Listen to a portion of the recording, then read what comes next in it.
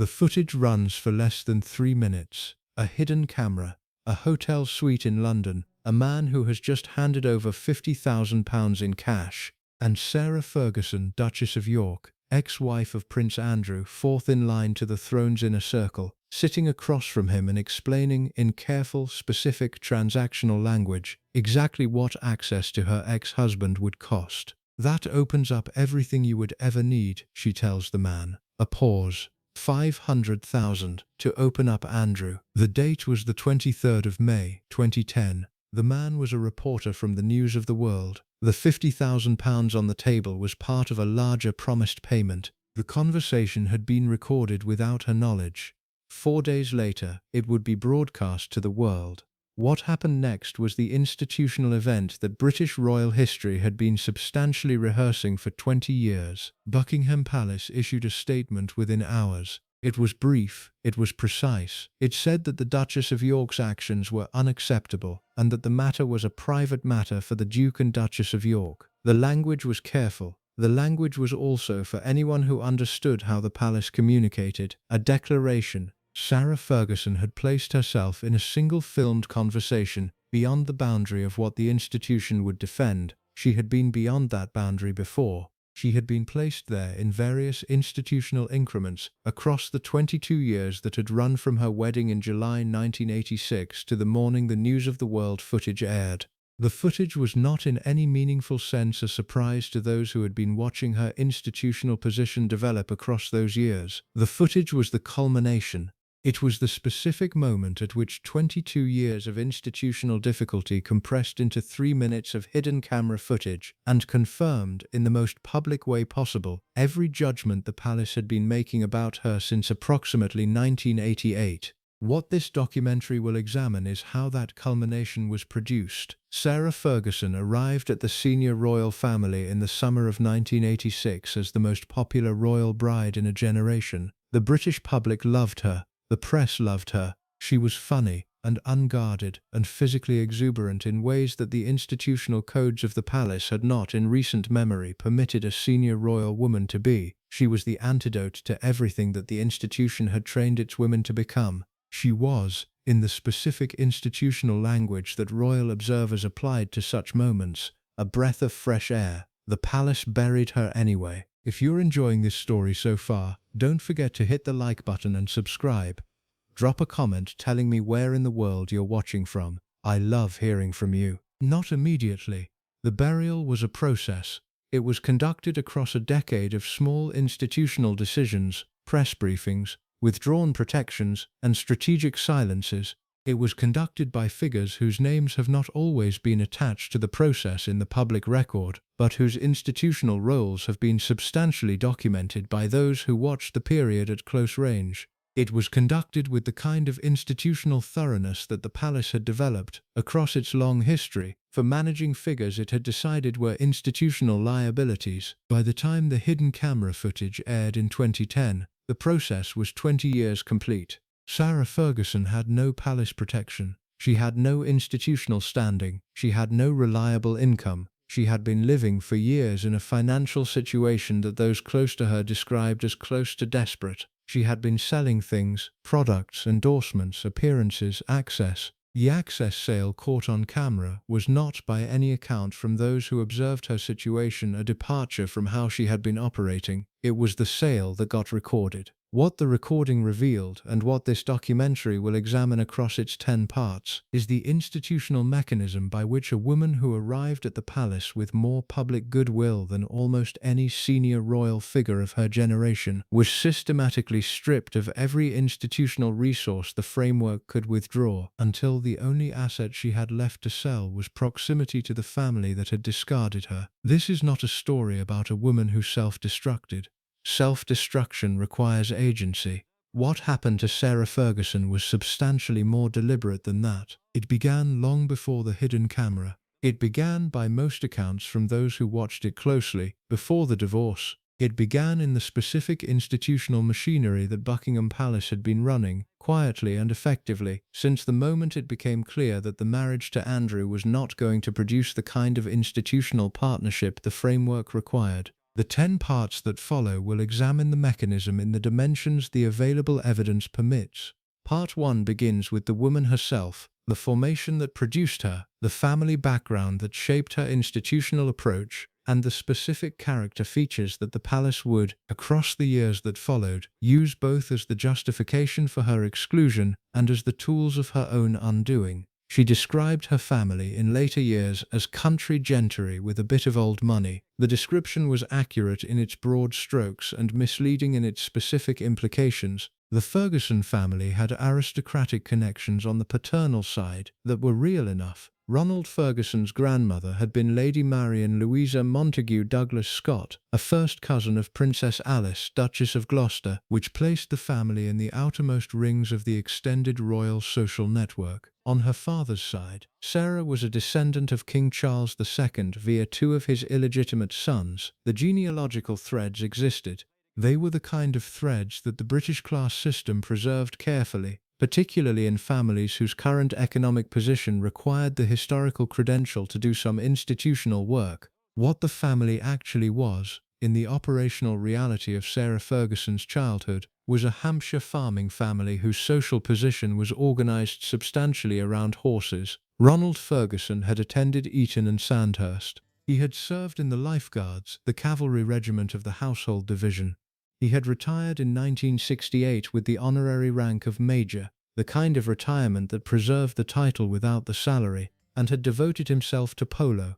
He managed the polo team of the Duke of Edinburgh and then for many years the polo team of the Prince of Wales. It was a position that placed him in consistent proximity to the senior royal family without placing him inside it. He was the man who organized the ponies. He knew the family. He was not the family. The 480-acre Dummerdown farm in Hampshire was the physical world that Sarah grew up in. She arrived at the farm at age 8 when her family moved there. The property was substantial by ordinary standards, a working farm with Georgian windows and a red brick facade, surrounded by the kind of rural Hampshire landscape that constituted, for the British upper middle classes of the period, the appropriate backdrop for a childhood. She had horses. She had dogs. She had the outdoor physical life that the farm produced. She was, by every account from those who knew her in this period, a physically energetic and emotionally open child whose particular character had been substantially shaped by the rural environment she was growing up in.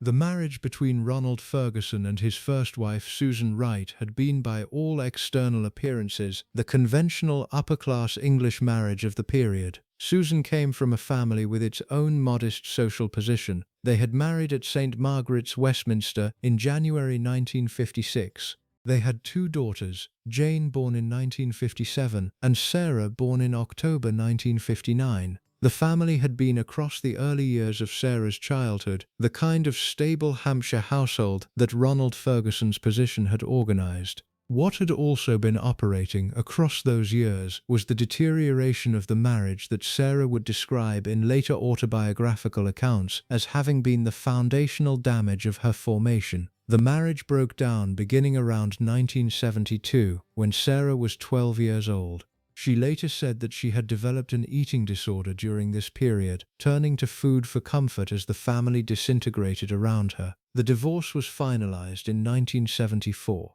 Sarah was 14. What followed the divorce was the event that every subsequent biographical account of Sarah Ferguson has identified as the central wound of her formation. Her mother did not stay. Susan Wright married an Argentine polo player, Hector Barrontes, in 1975 and moved to Trenc-le-Comte in the Argentine Pampas. She did not take her daughters with her. Sarah remained at Dummerdown Farm with her father. Sarah spoke about this abandonment in various later interviews with a specificity that suggested it had never entirely resolved in her. She told Good Morning America in 2021 that her ponies had gotten her through the period after her mother left. "My ponies really helped me so much when my mother went to live in Argentina because they were my friends. They don't go anywhere and they didn't answer back. They are just so special." The characterization of the horses as friends who would not leave was not incidental. The human who was supposed to stay had not stayed. The animals were the reliable presences. In other accounts, Sarah was more direct about what her mother's departure had produced in her. She described feeling pointless, emotionally bankrupt, unlovable, and worthless. She described her father as strict rather than emotionally available across this period. The combination of a mother who left and a father who could not compensate for the leaving had produced, by her own accounting, the foundational self-doubt that would trail her across the decades that followed. The institutional significance of this damage has to be established clearly, because it is the organizing fact of everything that comes after. The person who walked into the palace in 1986 had been, since the age of 14, a woman whose primary operating anxiety was abandonment. She had been left by the parent who was supposed to stay. She had absorbed the leaving as evidence about herself rather than about her mother. The absorption had been the formative institutional event that her subsequent life would be organized around, in ways she was not always positioned to see clearly. Ronald Ferguson remarried in 1976. His new wife was Susan Detford, and they had 3 children together: Andrew, Alice, and Elizabeth, making Sarah and Jane the older half-siblings in a reconfigured household. The reconfiguration was the kind of institutional adjustment that divorce and remarriage produced in British families of the period. It was also, from the perspective of a 15-year-old girl whose mother had emigrated to Argentina, the specific institutional confirmation that the parent who had stayed was also, in a meaningful sense, building a new family that was not organized around her. Sarah attended Danishall School in Stratfield Turgis and then Hurst Lodge School in Ascot. She was not, by any account from her educational period, academically distinguished. She was physically accomplished. She was a capable horsewoman, a swimmer, a tennis player. She was socially present in the way that physically confident young women from her kind of background typically were. She was not the kind of student whose particular gifts were organized around the academic work that British private schools of the period were structured around. She left school without the kind of academic credentials that a university education would have required, and attended Queen's Secretarial College in London, the institution that British upper-middle-class girls of her generation attended when the university route had not been substantially organized for them. She graduated and moved into London professional life in the early 1980s. She worked for public relations firms. She worked for an art gallery. She worked for a publishing company. The jobs were the kind of jobs that her social position made available and that her particular formation had prepared her for. What had also been operating across this period was the developing social life that her father's position made possible. Ronald Ferguson's proximity to the senior royal family meant that Sarah had grown up knowing the royal family's social world at one remove. She had been at polo matches. She had been at the kind of country house gatherings that the royal social calendar produced. She had known from childhood who Prince Andrew was. The knowing had been casual rather than intimate. The knowing of someone who existed in an adjacent social world rather than the same one. She also had, across the early 1980s, a serious romantic relationship with a man named Paddy McNally, a motor racing manager who was 22 years older than her. The relationship had been substantial enough that Sarah had reportedly hoped it would become a marriage. McNally did not propose. The relationship ended. It was another departure. The pattern of the people she attached herself to declining to commit the permanent attachment she was seeking was already establishing itself before she entered the royal family. The year 1985 was the year the institutional trajectory of her life changed. Diana, Princess of Wales, arranged for Sarah and Andrew to be seated together at a Royal Ascot lunch that June. The two had known each other from childhood through Ronald Ferguson's polo connections. They had not, across the years of that casual acquaintance, developed the kind of romantic relationship that the Ascot meeting would produce. What the meeting produced was the rapid development of a romance whose pace suggested something about both participants' readiness for commitment, rather than the considered courtship that the institutional environment should have been organizing. The engagement was announced in March 1986, approximately 9 months after the Ascot meeting. Andrew had designed the ring himself, 10 diamonds around a large Burmese ruby, chosen to complement Sarah's red hair. The design was the kind of gesture that the British press registered as evidence of genuine romantic engagement rather than institutional arrangement. The wedding was set for July. Before the wedding day, one institutional dimension of the match had been substantially established that the subsequent years would amplify. The British press had received Sarah Ferguson with the kind of enthusiasm it had not, in recent memory, produced for a royal bride. She was funny. She was physical. She was outspoken in ways that the institutional codes of the palace had not trained her to suppress because those codes had not yet been applied to her. She was, in the specific framing that the tabloids reached for immediately, a breath of fresh air. The framing was not incorrect. It was, however, the framing of an institution that had decided, based on a few months of public observation, that it knew what Sarah Ferguson was. The institution had not examined what she had arrived with. The 14-year-old who had watched her mother leave for Argentina, the woman whose previous serious relationship had ended without the commitment she had wanted, the person whose foundational anxiety was organized around the fear that the people who were supposed to stay would not stay. The palace had not examined these dimensions either. The palace had a checklist. She was from an acceptable background. Her father had connections to the family. Andrew wanted to marry her. The Queen had given her consent. The marriage would proceed.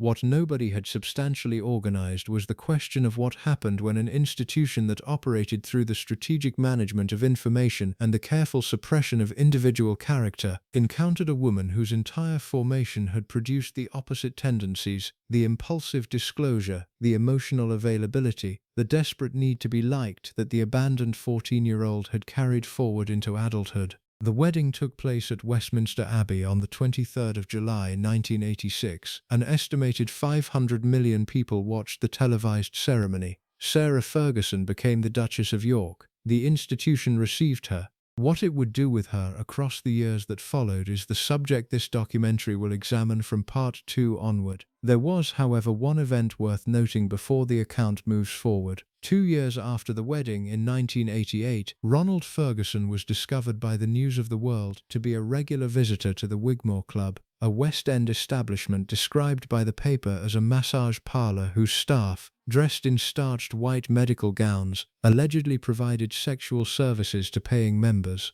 Ronald maintained he had visited for legitimate massage only. The palace's response was 3 sentences: "He'll have to deal with this himself. It's nothing to do with us, despite the fact that he's the Duchess of York's father." He admitted, "I've been a fool." He resigned his position as polo manager to the Prince of Wales. The palace had spoken. The father of the Duchess of York was not their problem.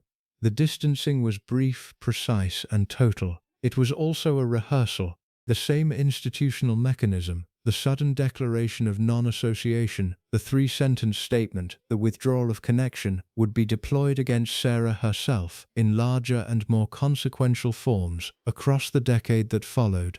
She had grown up watching how institutions handled her family. She had not, apparently, absorbed the specific lesson about how quickly they could close the door. In part 2, we examine the marriage itself. The early years, Andrew's extended naval absences, the specific institutional conditions those absences produced, and the first indicators that the palace's management of Sarah Ferguson was moving from celebration to calculation. The honeymoon was in the Azores. They were there for 11 days. Then Andrew returned to his naval duties. This was the operational reality of the marriage from its first weeks. Andrew was a Royal Navy helicopter pilot, a career he had pursued seriously and with genuine distinction. He had flown Sea King helicopters during the Falklands War in 1982, which had established his reputation as something more than the ceremonial naval officer that royal sons of previous generations had typically been. The naval career was real. It also meant that in the practical daily reality of her new marriage, Sarah Ferguson was frequently alone inside the institutional structure she had just entered. She would describe the arithmetic of it years later, in terms that had the precision of someone who had been counting 40 days a year. That was how often she saw her husband in the early period of the marriage. The palace and the courtiers, she said, told her where she had to be. Andrew went to sea. I got the palace and didn't get him. The 40 days figure is the foundational fact about the early marriage that everything else has to be understood against. Sarah Ferguson had arrived at an institution whose primary purpose was the management of image and protocol in a marriage to a man who was substantially absent, in a position that required her to perform a role she had received no formal training for. While the British press watched every public appearance she made and measured it against her sister-in-law, who had been performing the same role for 5 years longer and had developed, across those years, the specific institutional composure that the role required. Diana was the standard. The press had established this within months of Sarah's arrival. The framing was efficient. Diana was elegant, thin, composed, instinctively suited to the institutional requirements of the role. Sarah was physical, outspoken, rounded, instinctively unsuited. Diana was the swan. Sarah was everything else. The framing was not accurate. Diana was, by her own subsequent account and by the accounts of those who observed her at close range, a woman in considerable private distress across this same period, fighting her own institutional battles with the same framework that Sarah was now entering. The two women knew this about each other. They were each other's closest confidants through much of the 1980s, sharing observations about the institution, comparing notes on its particular demands, supporting each other through the specific difficulties their positions produced. The press did not register the reality. The press had a narrative. The narrative required a saint and a sinner. The assignment of roles was made early and maintained with the specific persistence that British tabloid coverage of royal women had been substantially organized around. Diana told biographer Andrew Morton, "I got terribly jealous and she got jealous of me. I couldn't understand it. She was actually enjoying being where she was, whereas I was fighting to survive." The observation captured something real about the differential in their institutional approaches, while also revealing Diana's particular framing of the situation. Sarah's visible enjoyment of public life, the enthusiastic wave, the big laugh, the physical exuberance that had made her the breath of fresh air of 1986, was being read, by Diana and by the institution, as evidence that she was not taking the role seriously enough. The institution had specific ideas about how a senior royal woman was supposed to perform public life. Those ideas had been organized across decades of institutional practice. They rewarded composure, discretion, the careful management of visible emotion. They did not reward the particular qualities that had made Sarah Ferguson popular in the first place. The qualities that the British public had loved in 1986, the openness, the warmth, the willingness to engage with genuine rather than performed enthusiasm, were precisely the qualities that the institutional framework had not been organized to accommodate. The breath of fresh air was also, from the institution's perspective, a draught through a room that preferred its windows closed. The press began its reframing within roughly 2 years of the wedding. The transition was not dramatic. It was, like most institutional processes of this kind, incremental. The Duchess of Pork framing emerged from the tabloids as Sarah's weight fluctuated during her first pregnancy in 1988. She reached 15 stone 10 pounds during the pregnancy, a fact that the tabloids reported with the specific sustained attention that a financial journalist might apply to quarterly earnings figures. She vowed to lose weight after Beatrice's birth. She worked with an exercise specialist. She lost weight. The press covered that too, then criticized her for not gaining enough weight during her second pregnancy with Eugenie. There was no configuration of her body that the tabloid coverage was organized to accept. What was also happening across this period, alongside the body coverage, was the more substantive institutional assessment that the palace was developing about her. The most specific single piece of evidence for this assessment was preserved in a detail from 1989. Sarah had published her first children's book, Budgie the Little Helicopter, that year, inspired by her flying lessons after she had obtained her private pilot's license in 1987, becoming the first royal woman to do so. The book sold well, more than 100,000 copies. There were plagiarism allegations from another publisher, which added institutional noise to what should have been a straightforward commercial success. The Queen's press secretary at the time was Robin Janvran. He was summoned to a meeting with the book's publisher John Sargent, who ran Simon & Schuster's children's division. The specific purpose of the meeting was to manage the dispute. What Janvran said during that meeting was preserved in Sargent's subsequent memoir and in his 2023 interview with The Telegraph. Janvran told Sargent across the meeting that the Duchess of York was the greatest single threat to the monarchy in the current era. The year was 1989. Sarah Ferguson had been a member of the royal family for 3 years. She had produced no serious scandal of her own making. Her father's Wigmore Club exposure had been 1 year earlier, but the palace had distanced itself from that with a 3-sentence statement. She had published a children's book. She was a working member of the royal family performing official engagements. and the Queen's press secretary had privately concluded she was the greatest single threat to the monarchy. The assessment requires examination.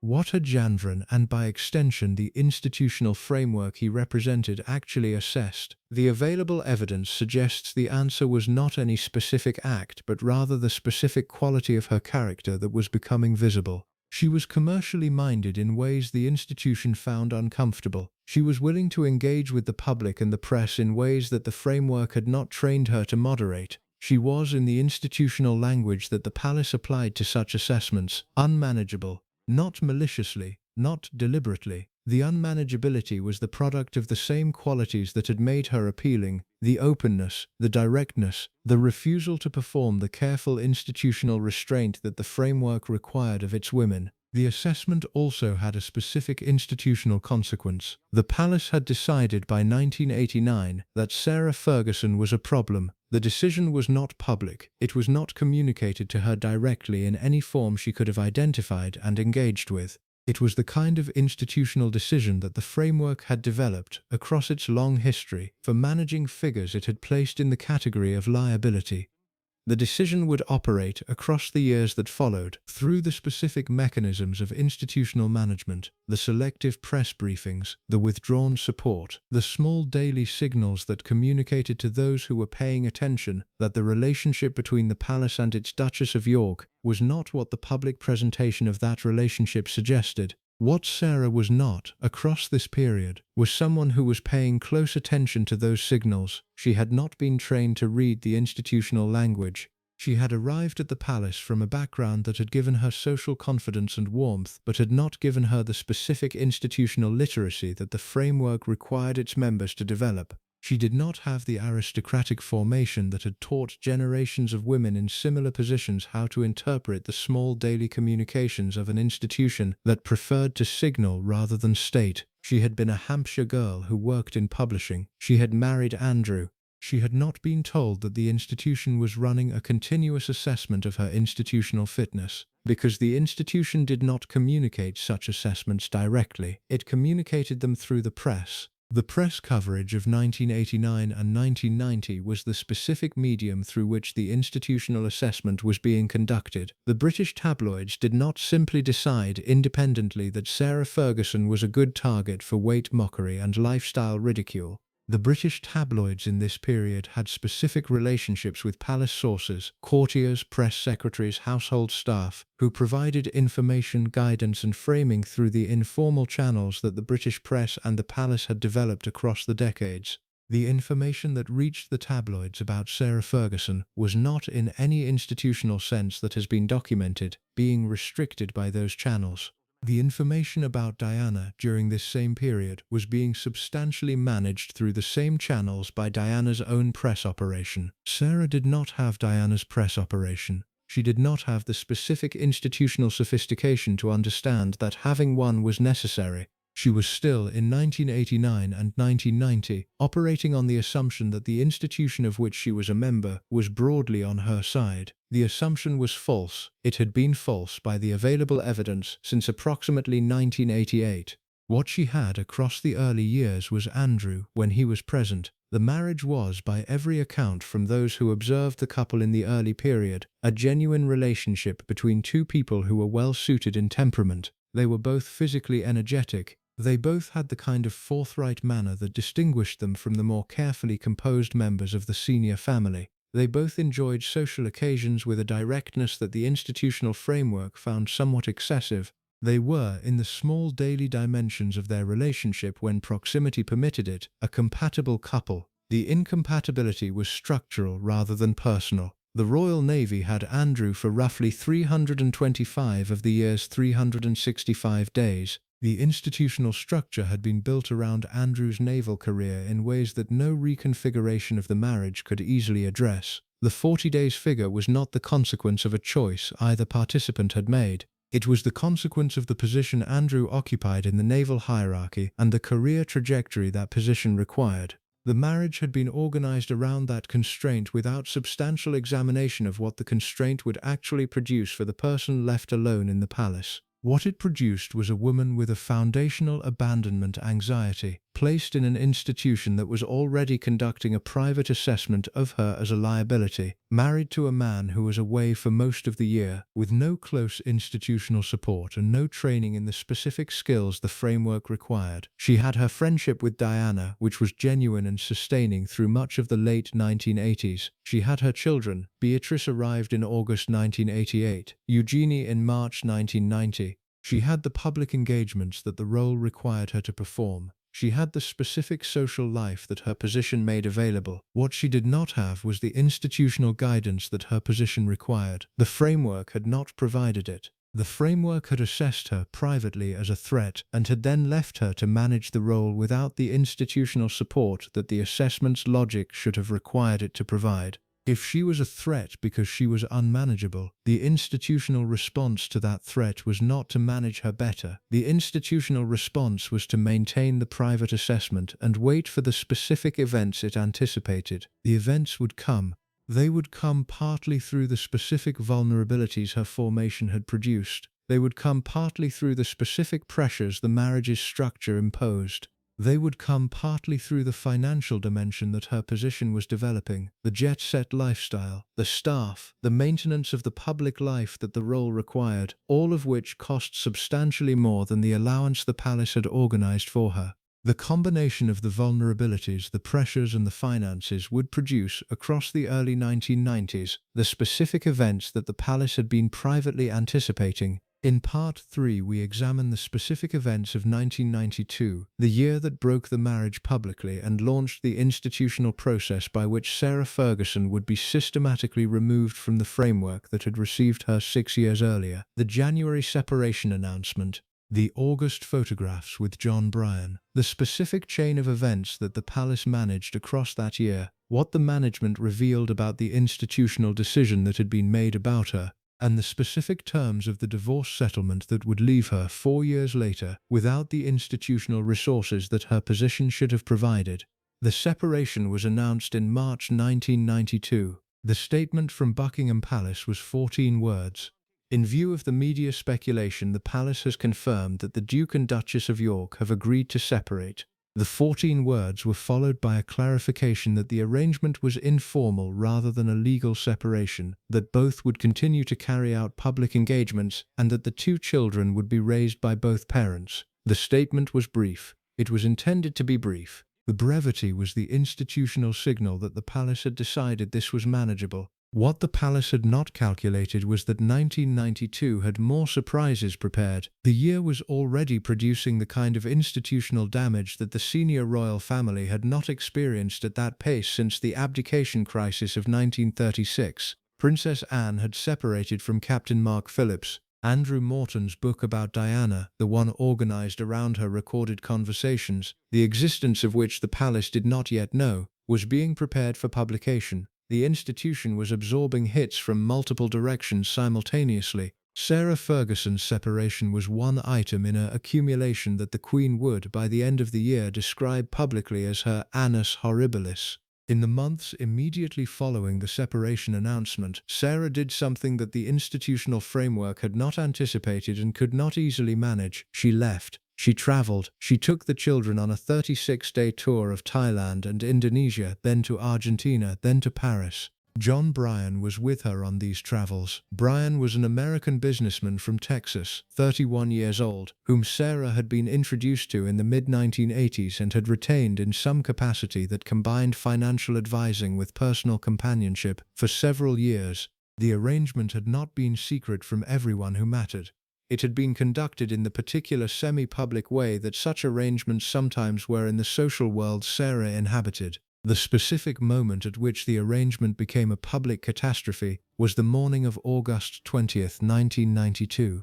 A photographer had been positioned at a private villa in Saint-Tropez, in the south of France, where Sarah and Bryan were holidaying with the 2 girls, Beatrice and Eugenie, 4 years old and 2 years old respectively. The photographer had a long lens. What the long lens recorded was Sarah lying topless beside the pool while John Bryan kissed her foot and appeared to suck her toes. Multiple images. Beatrice visible in the background of one frame, playing by the pool, apparently oblivious to what was happening a few feet away. The photographs were purchased by the Daily Mirror, they were prepared for publication, and on the morning they ran, the morning of August 20th, 1992, Sarah Ferguson was at Balmoral Castle in the Scottish Highlands, where the Queen and Prince Philip were conducting their annual family holiday. She had been invited to Balmoral specifically by the Queen to discuss her future. The invitation had been the institutional gesture that suggested the framework still considered her situation manageable. The reality of what the morning produced was considerably different.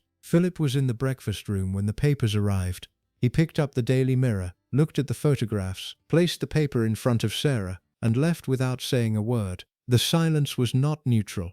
It was the specific kind of royal silence that communicated total, permanent withdrawal. What happened next has been preserved in multiple accounts across the documentary record, though the specific details vary somewhat between sources. The Queen's private secretary conveyed to Sarah that it might be advisable for her to return to London as soon as possible. Sarah left Balmoral the same day, driving herself and the girls and their nanny to Aberdeen Airport by a side entrance, avoiding the press that had gathered at the main entrance. She drove herself. Nobody drove her. The institution had, in the space of a single morning, moved her from guest to liability. The British press that day was not kind. The British press across the days that followed was considerably worse. The images were everywhere. The framing was total. The woman who had arrived at the palace 6 years earlier to crowd-pleasing reception was now the Duchess of Pork, with her toes in a stranger's mouth while her children played nearby. The coverage had a specific quality that went beyond ordinary tabloid cruelty. It had the character of a verdict being delivered.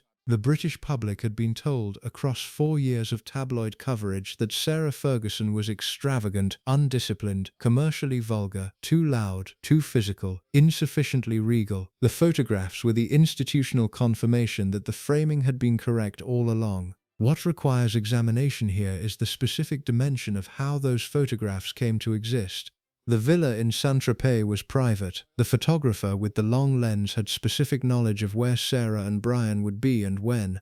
The images were the product of professional surveillance, not accidental discovery. Someone had provided the information that made the photographs possible. The question of who provided that information, and through what institutional channels, has not been definitively resolved in the documentary record.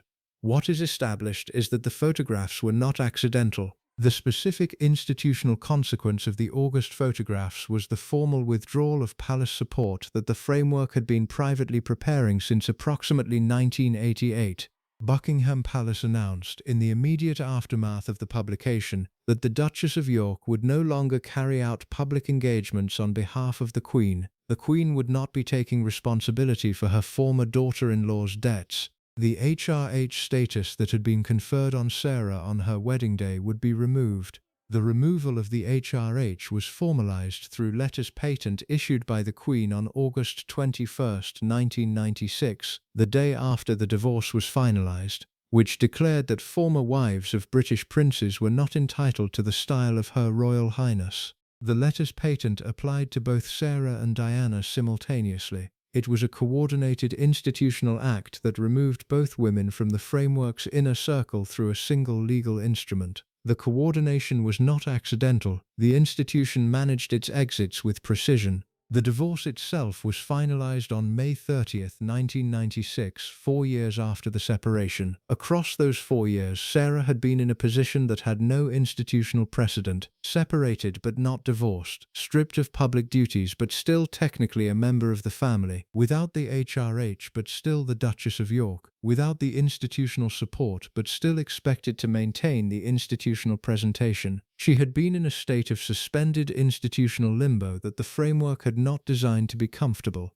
The financial terms of the divorce settlement were the specific mechanism by which the institution completed the exit it had been engineering.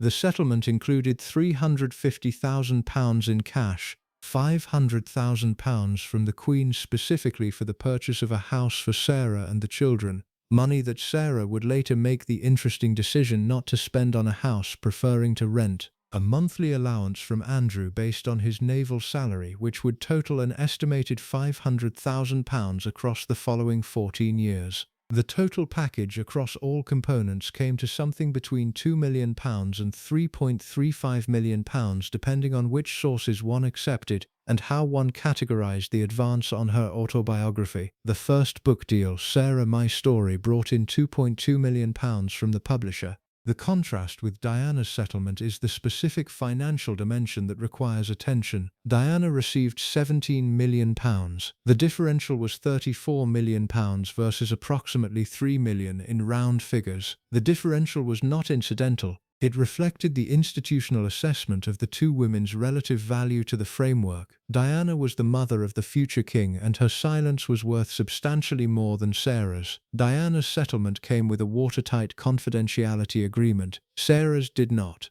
The absence of the confidentiality clause was the specific institutional decision that would, across the years that followed, permit Sarah to write and speak about the family in ways that Diana could not. It was a decision that either reflected institutional negligence or institutional calculation, and given the subsequent history, the calculation interpretation deserves serious consideration. When the Queen reportedly asked Sarah what she wanted from the divorce settlement, Sarah said, "Your friendship." The exchange has been preserved across multiple accounts as a small specific moment that illuminates the particular dimension of Sarah Ferguson's situation that the institutional framing had consistently failed to capture. The woman being processed through the machinery of royal divorce was not primarily concerned with money. She was concerned with belonging. She had spent 6 years inside an institution that had been privately classifying her as its greatest threat, and what she wanted from the exit was the guarantee that the belonging would continue despite the exit. The answer to that request was the £350,000 and the monthly allowance based on a naval salary. The Queen did not, in any institutional sense, provide the friendship that Sarah had asked for. The friendship would come eventually, across the complicated subsequent years, and the relationship between the two women would develop into something genuine before the Queen's death in 2022. But in 1996, the institutional framework was completing an exit, not offering a friendship.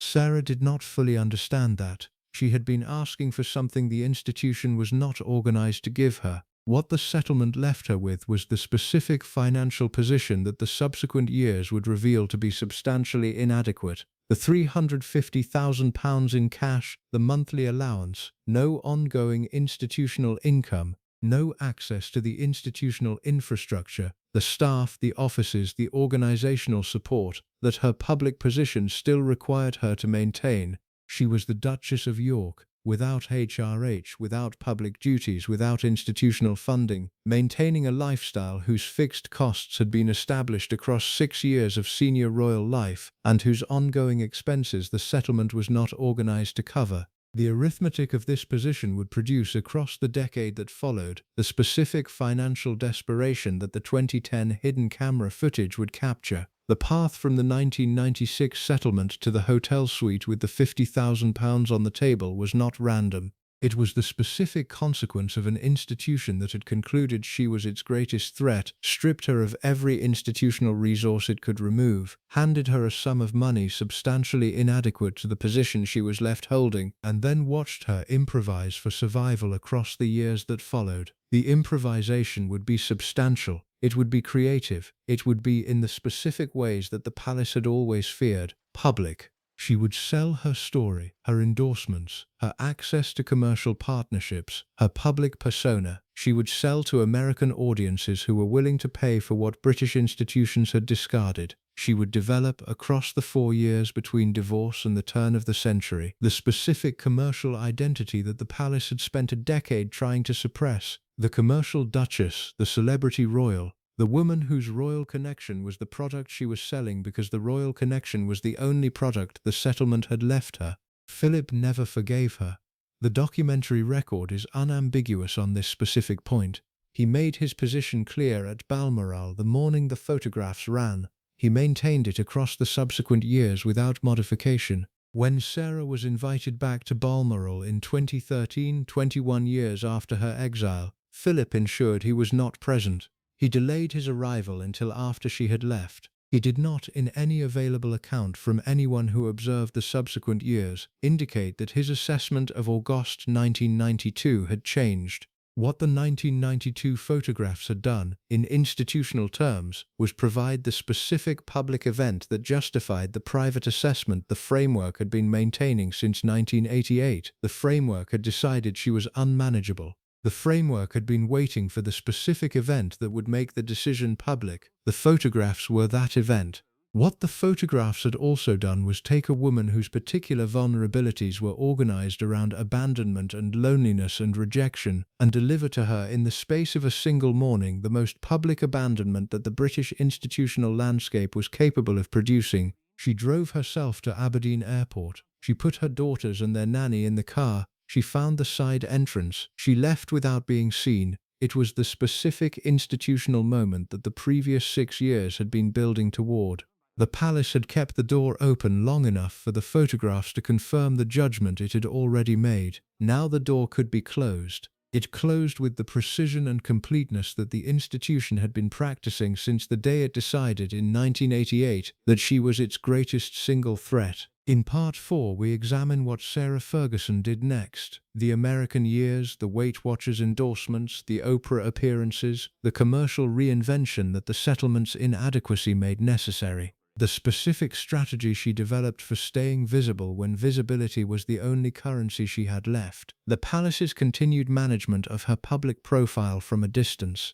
And the specific financial structure that the decade of commercial activity was building toward. A structure that would by 2009 be collapsing around her, and that would produce the desperation that a News of the World reporter would capture on a hidden camera in a London hotel suite in May 2010. She told the truth about one thing and lied about another. The truth was the financial position. In the mid-1990s, with the divorce fresh and the settlement in hand, Sarah Ferguson had a £4.2 million deficit in her bank account. The money the palace had given her, the £350,000 in cash, the £500,000 from the Queen for a house she chose not to buy, had not been adequate to the debts she had accumulated across 6 years of senior royal life. The lifestyle that her position had required, the staff, the travel, the maintenance of the public presentation, had been expensive. The settlement had not covered the expense. She was, by any conventional accounting, broke.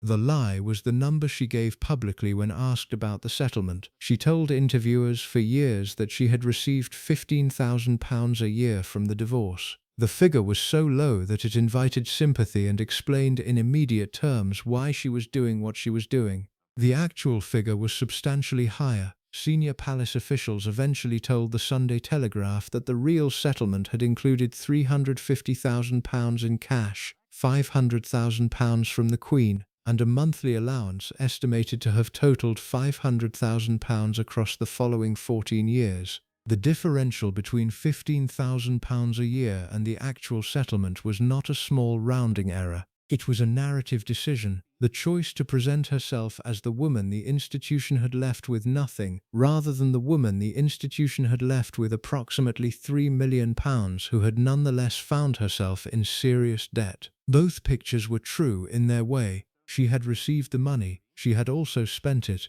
The spending was the specific dimension that the lie was organized to conceal, because the spending was the most legible evidence of the character that the institution had been classifying as a liability since 1988. She had spent on travel, on staff, on the maintenance of a lifestyle that her position required her to present to the world even after the position had been stripped of its institutional funding. She had been, across the years between the divorce and the mid-1990s deficit, managing the gap between what she owed the world and what the world was actually giving her, and managing it badly. What she did next, in response to the deficit, was the specific decision that the palace had always feared and the British public had always half expected.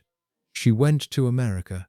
America received her. This is the specific institutional fact about Sarah Ferguson's post-divorce years that the British framing of her as a failed royal has consistently failed to account for. The country that had no particular investment in maintaining the narrative that she was the Duchess of Pork, the failed wife, the embarrassing former royal, turned out to be substantially more interested in the actual woman. Americans, the specific market demographic that the commercial world targets with the label aspirational, were interested in a real duchess.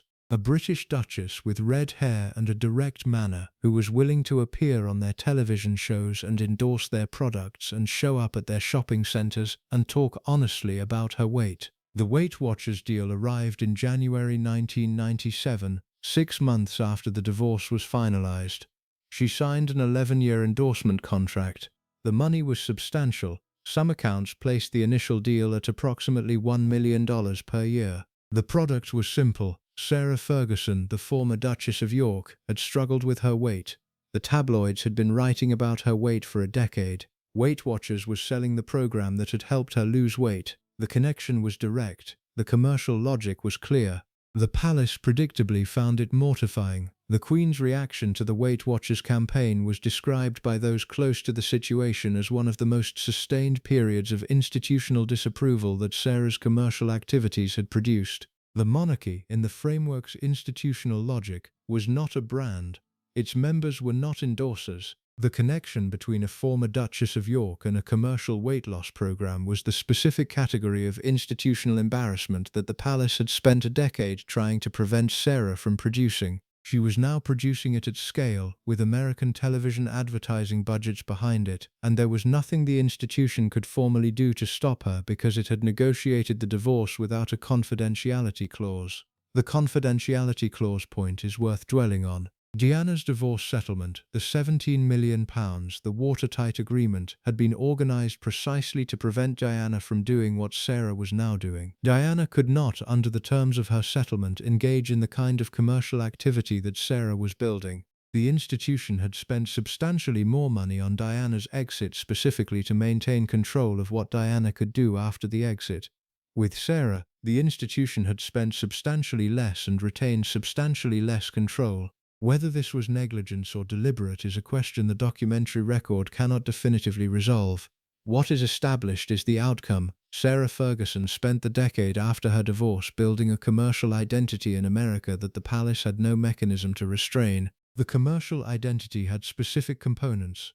Weight Watchers was the anchor. 11 years of television commercials, personal appearances, magazine spreads. The specific sustained visibility that a long-term endorsement relationship produces. She also endorsed Ocean Spray Juice, Olympus cameras, Wedgwood china, Avon cosmetics. She did the American morning television circuit with a regularity that made her a fixture rather than a novelty. She appeared on The Oprah Winfrey Show in 1996 and again in 1999, each time producing the kind of frank personal disclosure that American audiences valued and British institutions found inappropriate. She appeared in the 4th season finale of Friends in 1998, a cameo as herself meeting Joey on a London street, which provoked reported displeasure from the Queen about the use of London as a backdrop, though the formal objection was eventually attributed to other causes.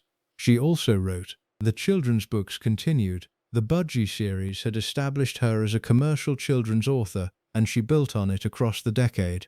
She wrote histories of Queen Victoria. She gave speeches, empowerment speeches, charity speeches, the kind of paid public address circuit that America had developed for figures with recognizable names and personal stories worth telling. She was, across the second half of the 1990s, building what the institutional world of the period called a personal brand.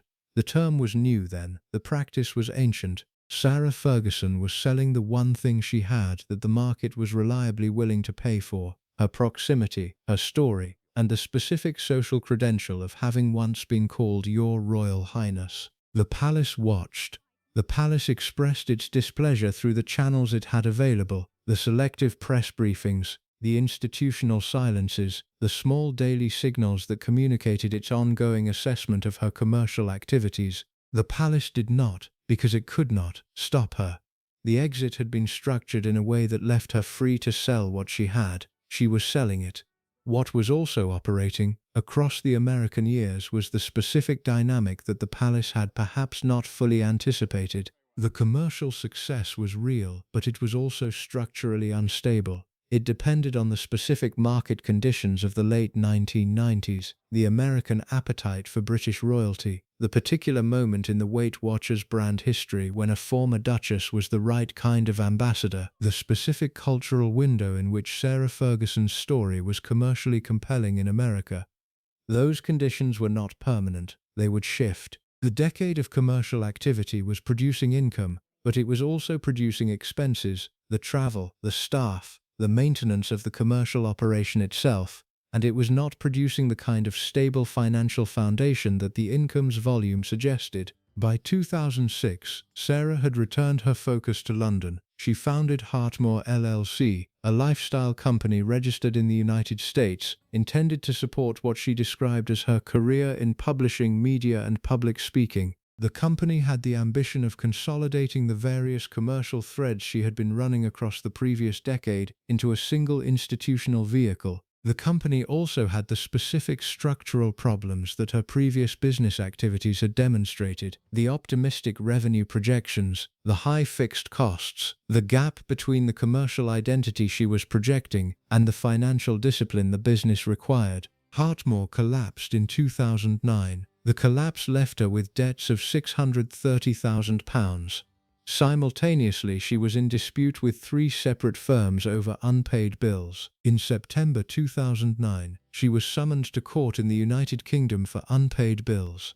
By the summer of 2010, reporting suggested she might declare voluntary bankruptcy with debts of somewhere between £2 million and £5 million, depending on which estimates one accepted. The specific dimension of the 2009 collapse that requires examination is what it produced in terms of her immediate response. She needed money. She needed it with the specific urgency that debt summons, the urgency of the landlord threatening to go to the newspapers unless rent was paid, which is exactly the language that subsequently emerged from her email correspondence with Jeffrey Epstein. In October 2009, she wrote to Epstein, "I urgently need £20,000 for rent today. The landlord has threatened to go to the newspapers if I don't pay. Any brainwaves?" The email was not sent to a friend in the ordinary sense. It was sent to a man who had been convicted in 2008 of procuring a minor for prostitution and soliciting a prostitute, who had served a sentence whose terms were widely regarded as having been substantially reduced through institutional pressure, and who had been released from prison in July 2008. Sarah had sought his financial assistance in October 2009, 14 months after his release from prison for sexual offenses against a child. The assistance was provided. She received money from Epstein. The publicly acknowledged figure was £15,000, though subsequent documents released in 2026 as part of the broader Epstein files suggested the actual figure may have been higher. The Epstein connection will be examined in detail in a later part of this documentary.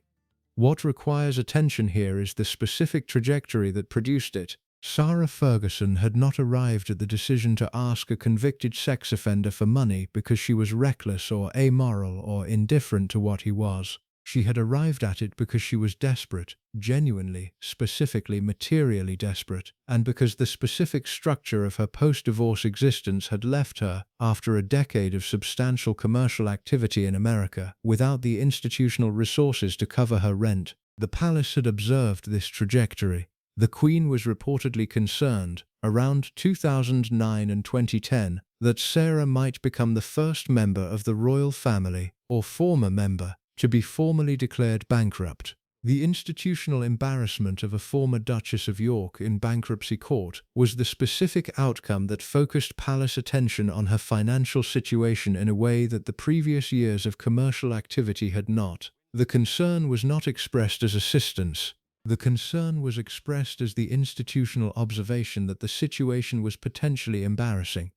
The distinction is the specific dimension of how the palace managed Sarah Ferguson across the post-divorce years. The institution had stripped her of the resources she needed to maintain the position it still required her to represent. The institution had then watched her improvise to cover the gap.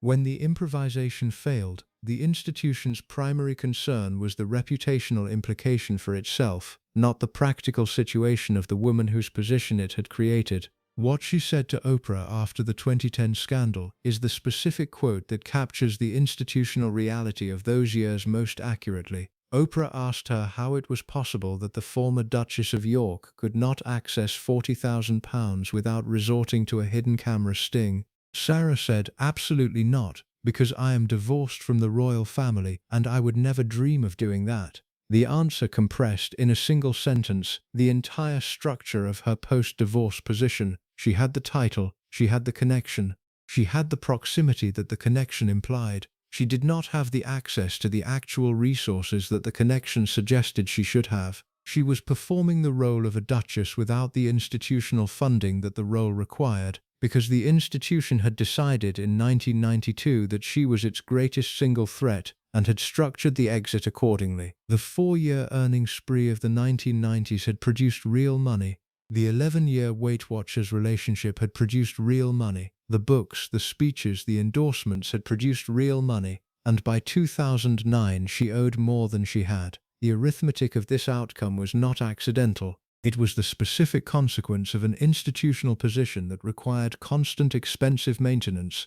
The staff, the travel, the presence at the kind of global social occasions that her commercial identity depended on being seen at, without the institutional funding that the maintenance required. The desperation that produced the 2010 hotel suite meeting had been 14 years in the making. The specifically British tabloid reporter posing as a wealthy Indian businessman, the £50,000 in cash on the table, the filmed conversation about what access to Andrew would cost. None of this appeared from nowhere. It appeared from the end of a 14-year trajectory that began with a £4.2 million deficit, ran through a decade of American commercial activity whose financial foundations were less stable than they appeared, produced the Hartmore collapse of 2009, and arrived at the specific morning in May 2010, when a woman who had once been driven in royal motorcades was accepting cash in a hotel room to pay debts the institution she had left had never given her the resources to avoid.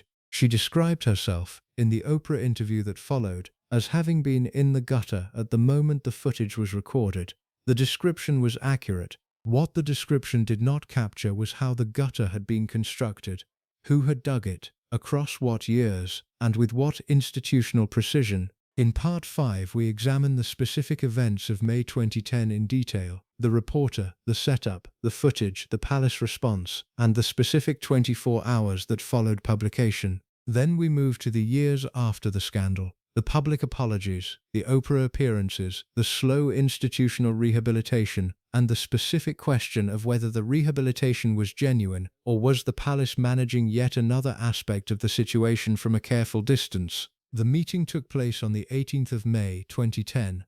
The location was a hotel suite in London. The man sitting across from Sarah Ferguson had introduced himself, through an intermediary, as a wealthy businessman from India with interests in international trade and a desire to develop a relationship with senior British figures. His name, as he had presented it, checked out. Sarah's office had called the company in India. The company confirmed he was a major investor. He was not. He was Mazhar Mahmood, a journalist who had spent 20 years at the News of the World developing the specific undercover methodology that the British press had come to call the fake chic operation. He had done this before, to Sophie, Duchess of Edinburgh in 2001, to Princess Michael of Kent in 2005, to dozens of celebrities, politicians and public figures across 2 decades. The hidden camera equipment was operated by Conrad Brown. The footage ran for just under 3 minutes. What the footage showed was specific, audible and unambiguous. Sarah Ferguson, sitting across from the man she believed to be a wealthy Indian investor, explained what access to Prince Andrew would cost. Andrew was, at the time, the United Kingdom's special representative for international trade and investment, a quasi-official role that gave him a legitimate function in connecting British commercial interests with foreign capital. The role was real. The access Sarah was describing was real. The price she named was £500,000. £500,000 when you can, to me, she said, open doors. She also said, look after me and he'll look after you. At the end of the meeting she walked out of the suite carrying a black bag containing £40,000 in cash. The £40,000 was the down payment on the larger amount. The larger amount was contingent on the introduction being arranged. The introduction was never arranged. The footage was published by the News of the World on the 23rd of May, 2010, 5 days after the meeting. The specific way that news of the publication reached Sarah Ferguson before she had seen it is one of the small details of the episode that captures something about the particular cruelty of the mechanism. She was at a children's charity event in Los Angeles when the story broke in London. She received the news that the footage was about to run while she was preparing for an awards ceremony organized by the charity Variety. She had flown into Los Angeles that Sunday specifically to collect an award for her work with underprivileged children. The irony of the timing was complete. She entered the ceremony through the back door to avoid the cameras.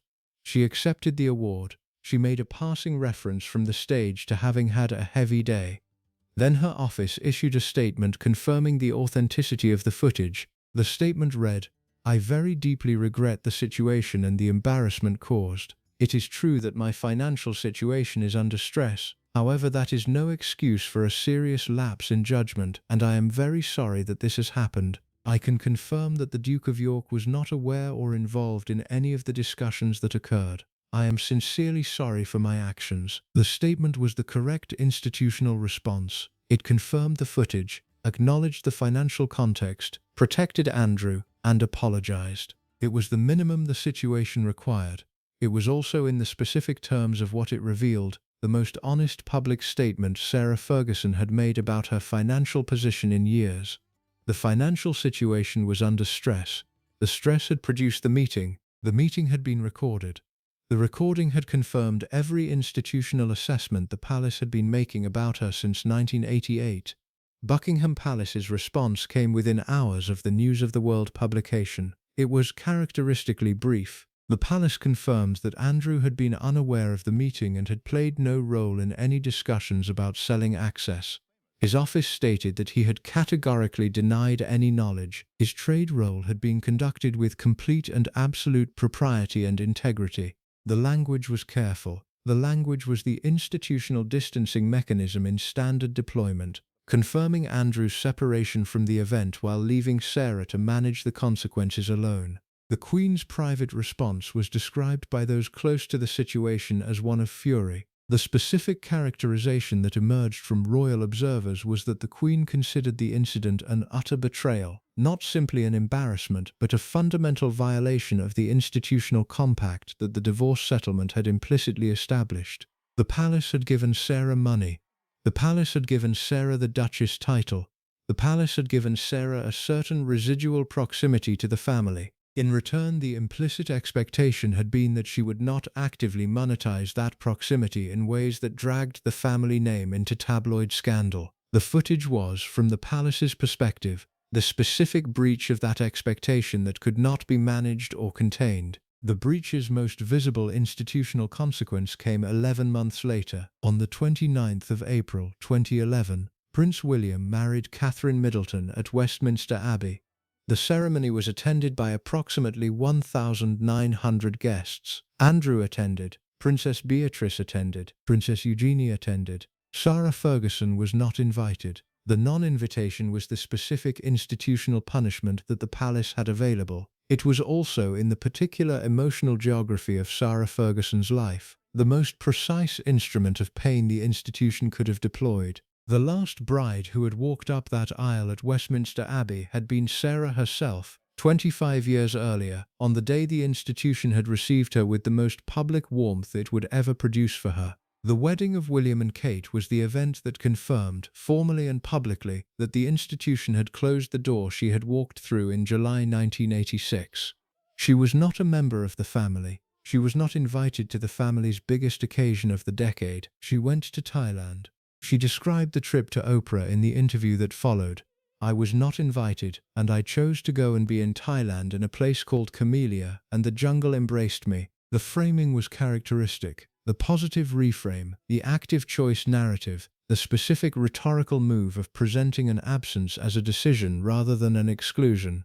She had not chosen to be absent. She had been told she was not welcome, and had chosen how to frame the telling. In the same interview she said, "I didn't think I was probably worthy to go to their wedding." Then she said, "It was so difficult. I wanted to be there with my girls, and to be getting them dressed and to go as a family, and also it was so hard because the last bride up that aisle was me." Then she said the exclusion had been quite right, given the scandal. The three consecutive contradictions: not worthy, wanted to be there, it was right that she wasn't, captured in miniature the specific psychological condition that her relationship with the institution had produced in her across 25 years. She had absorbed the institution's judgment of her as her own judgment of herself. She believed she was not worthy because the institution had spent 25 years telling her she wasn't, and she had spent 25 years listening. The Oprah interview broadcast in June 2011 was the specific public management strategy that her situation required. Oprah was the American media figure whose particular platform, the confessional interview, the managed vulnerability, the structured path from transgression to redemption, was organized to produce exactly the kind of public rehabilitation that the British media had decided Sarah did not deserve. She used it well. She watched the footage for the first time on camera. She wept.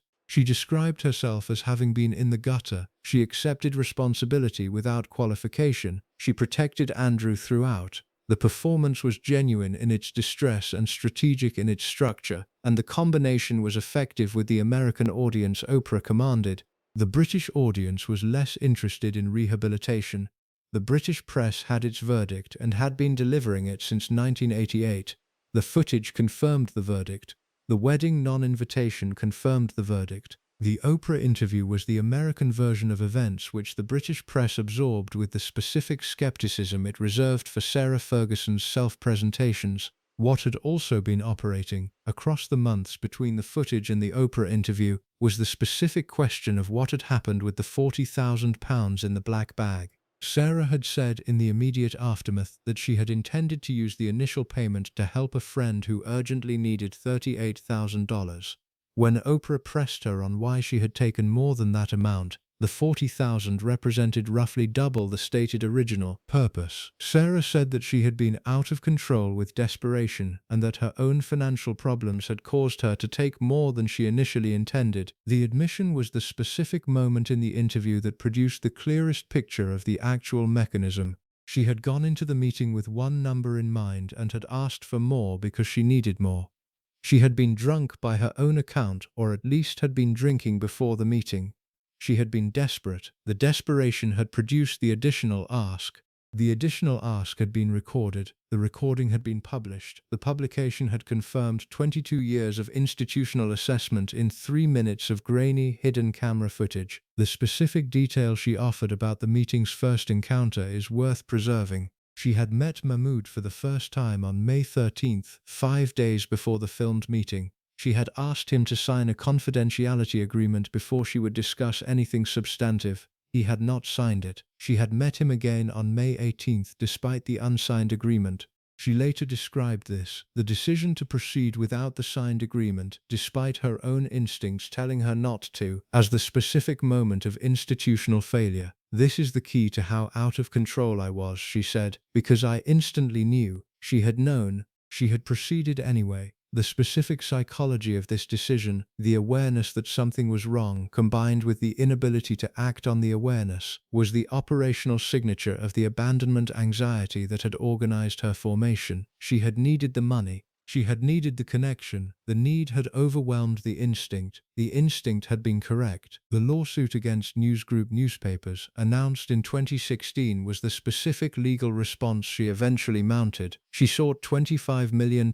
in damages, citing entrapment and loss of earnings. The case did not produce the outcome she was seeking. The footage existed. The words were hers. The entrapment argument was legally available but institutionally insufficient. The British press had a specific framework for the public interest defense of undercover journalism, and a former Duchess of York offering access to a serving trade representative was squarely within that framework's logic. What the 2010 scandal had produced, in the accumulated institutional terms of her 24-year relationship with the royal family, was the specific public confirmation of the private assessment that had been running since 1988. Robin Janvrin had called her the greatest single threat to the monarchy.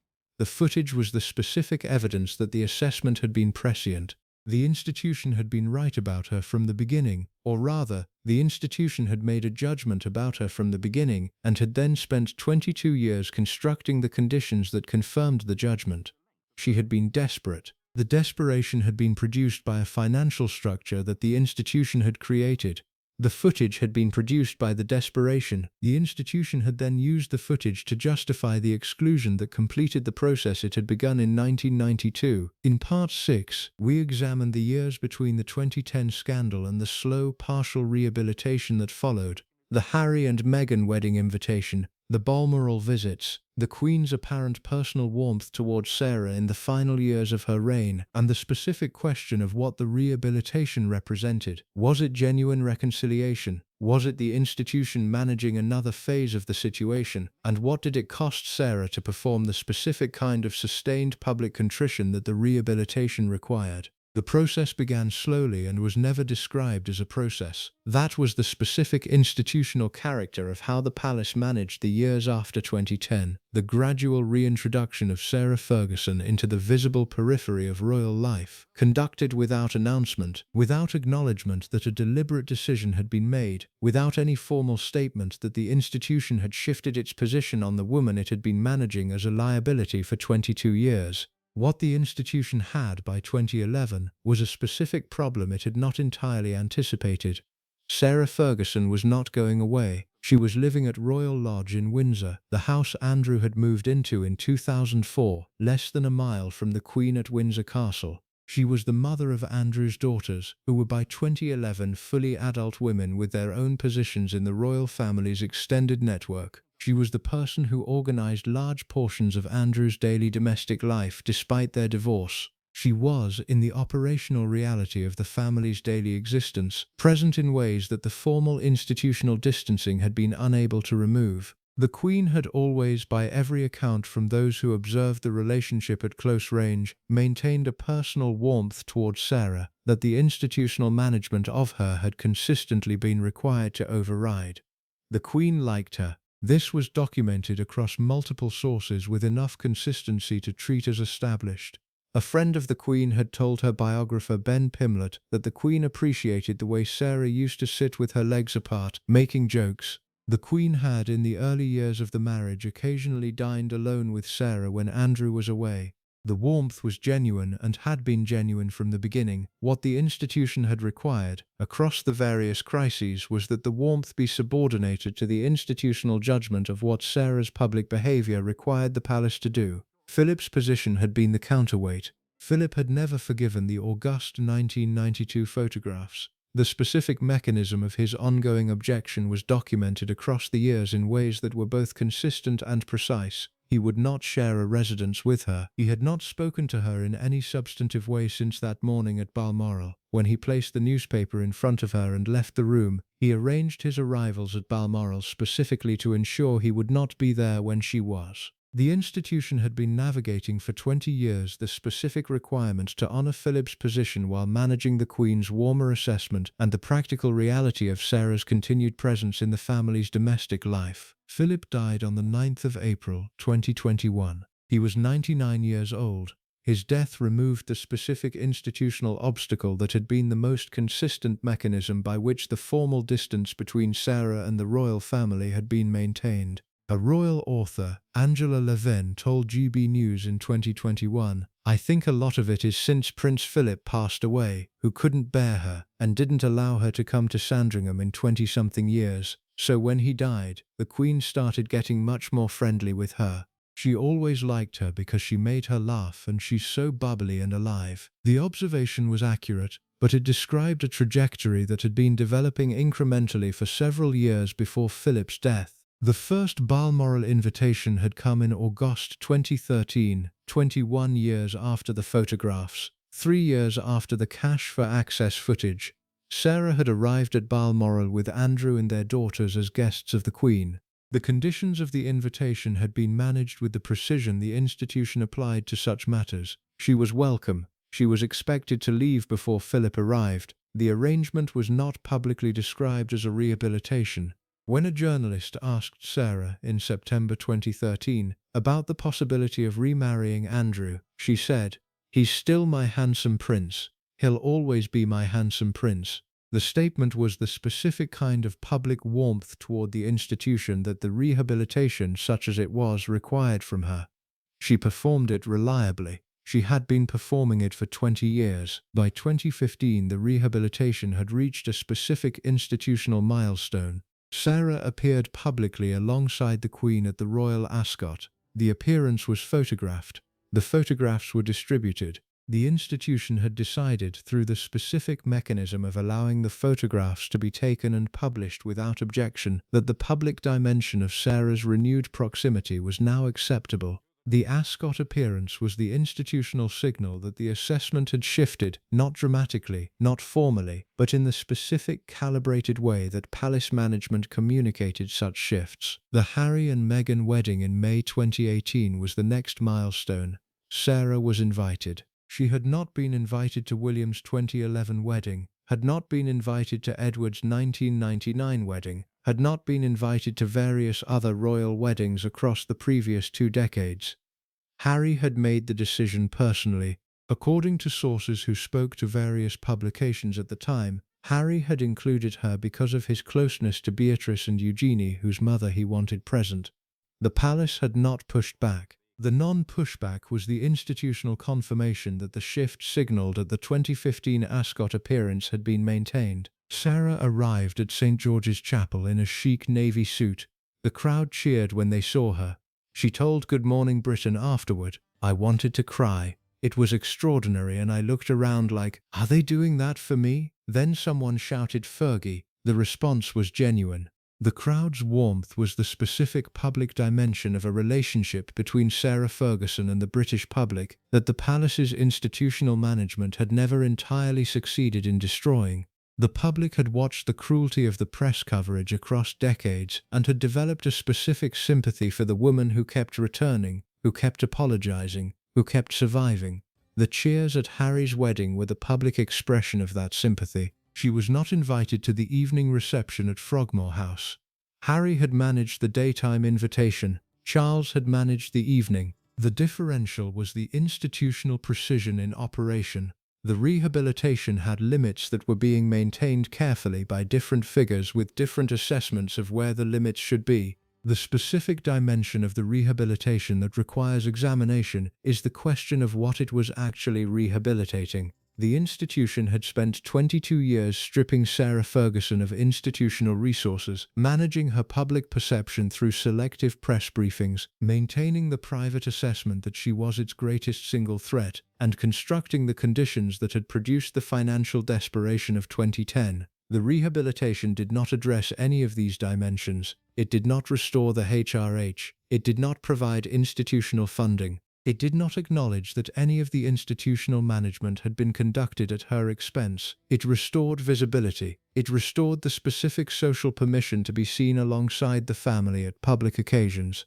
It did not restore anything that would have changed the underlying financial and institutional position that the 2010 footage had captured. The Queen's death on the 8th of September 2022 produced the specific institutional moment that the rehabilitation had been building toward. Sarah attended the state funeral. She was seated beside her daughters, Beatrice and Eugenie, in a gesture that the seating plan communicated with deliberate clarity. The woman who had been driven from Balmoral through a side entrance in August 1992 was sitting with the family at the most formal public occasion the institution conducts. She also inherited the Queen's corgis. The 2 dogs, Muke and Sandy, were entrusted to Sarah and Andrew following the Queen's death. The decision was the Queen's personal gesture toward a woman she had genuinely liked across 4 decades, despite the institutional requirements that had repeatedly required her to manage the relationship at arm's length. Sarah described caring for the dogs as the greatest honor.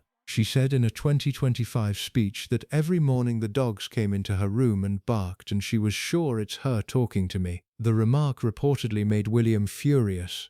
The comment itself, the specific claim of communication with the dead Queen through her pets, was the precise kind of public statement that the institutional framework had always found inappropriate from Sarah. The warmth was genuine. The expression of it was the specific category of public disclosure that had been producing institutional friction since 1986. She was not invited to the coronation of King Charles III in May 2023. The pattern of the rehabilitation had been consistent in its architecture. Harry's wedding, yes. Evening reception, no. State funeral, yes. Coronation, no. The institution was managing proximity with the same precision it had always applied to Sarah Ferguson. The specific occasions at which she was welcome, and the specific occasions at which she was not, were being calibrated by figures whose institutional positions required them to maintain the calibration. What the rehabilitation period also produced was the specific public narrative that Sarah had been working to construct since 2010, the narrative of a woman who had made mistakes, had accepted responsibility, had performed the required contrition, and had earned the gradual restoration of the family's trust. The narrative was not untrue. She had made mistakes. She had accepted responsibility. The contrition had been sustained across more than a decade and had been performed with sufficient consistency to produce the Balmoral invitations, the Ascot appearance, the Harry wedding invitation. What the narrative concealed was the specific institutional history that had produced the mistakes. The contrition was organized around her acceptance of personal responsibility for the 2010 footage, for the 1992 photographs, for the various commercial activities that had embarrassed the palace across the years. The contrition was not organized around any examination of the institutional conditions that had produced the desperation the footage captured. The rehabilitation required her to accept the judgment. It did not require the institution to examine its role in producing what the footage had filmed. This is the specific dimension of the rehabilitation that the documentary record preserves with particular clarity. Tom Quinn, the biographer whose interviews with former royal household staff have documented much of what the palace's internal management of Sarah Ferguson involved, was asked by Channel 5 in the documentary examining the fake sheikh scandal whether Sarah had been treated fairly by the institution. Quinn's assessment, based on his interviews with those who had served her and observed the relationship at close range, was that the institution had absolutely contributed to the conditions that produced the 2010 event, that the inadequate financial settlement, the stripped institutional support, the constant press management from palace sources, had created a woman who was operating without the resources her position required. The assessment was not the one the rehabilitation narrative was organized around. The rehabilitation narrative was the one the institution required: personal responsibility, genuine contrition, incremental restoration of trust. The alternative narrative, that the institution had spent 22 years engineering the conditions that made the 2010 footage possible and then used the footage to justify the continued management of her as a liability, was not a narrative the rehabilitation process was designed to accommodate. Sarah delivered the required narrative. She delivered it consistently across the Oprah interviews, the Finding Sarah television series on the Oprah Winfrey Network in 2011, the various subsequent public appearances where the question of the 2010 footage arose. She delivered it at the Harry and Meghan wedding when she cried at the crowd's response. She delivered it at the state funeral when she sat with her daughters and accepted the seating that the institution had organized for her. The delivery was, by every institutional measure, successful. The rehabilitation worked to the specific extent the institution intended it to work. She was restored to the visible periphery of royal life. She was not restored to anything more than that. Philip was gone. The Queen was gone. The specific institutional figures whose positions had organized the most sustained periods of formal distancing had died. What remained was the institution itself, the framework, the courtiers, the specific logic of managing its public presentation, and the question of what the institution would do with Sarah Ferguson now that the personal relationships that had shaped its handling of her were no longer operating. The answer came through a different mechanism than the one the previous decades had used. The Epstein files arrived in 2025, and the specific dimension of Sarah Ferguson's relationship with Jeffrey Epstein, documented in the emails, in the financial requests, in the language she had used about a convicted sex offender, produced the third major institutional crisis of her life. In Part 7, we examine the Epstein dimension in full: the emails, the money, the specific language she used about a man who had been convicted of sexually exploiting a child, the institutional consequences, the charities that cut her off, the companies that dissolved, the title she eventually relinquished, and the specific question of how a woman who had spent the previous 15 years performing the rehabilitation narrative found herself, once again, at the center of the exact kind of institutional catastrophe that the palace had been privately predicting since 1988. The U.S. Department of Justice released the first major tranche of the Epstein files in January 2025.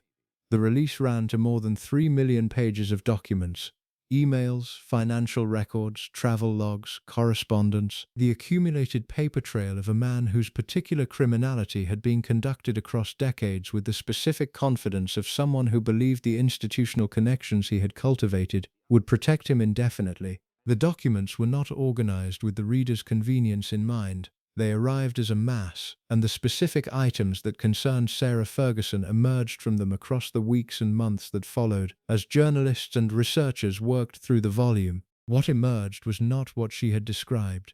She had described, in the public account she had been delivering since 2011, a limited relationship with a man she had encountered through Andrew, from whom she had accepted money once, in circumstances she deeply regretted, and from whom she had subsequently distanced herself entirely. She had said at the Evening Standard in March 2011, "I would never have anything to do with Jeffrey Epstein ever again. I abhor pedophilia and any sexual abuse of children. It was a gigantic error of judgment." The statement had been the foundation of the public account. It had been the specific declaration that her rehabilitation narrative required. The emails told a different story. Not a story of criminality. Ferguson has not been accused of any crime related to Epstein, and her appearance in his files does not establish wrongdoing. What the emails told was a story of sustained, intimate, financially desperate engagement with a convicted sex offender across years during which she was publicly stating the opposite. The timeline requires specific examination.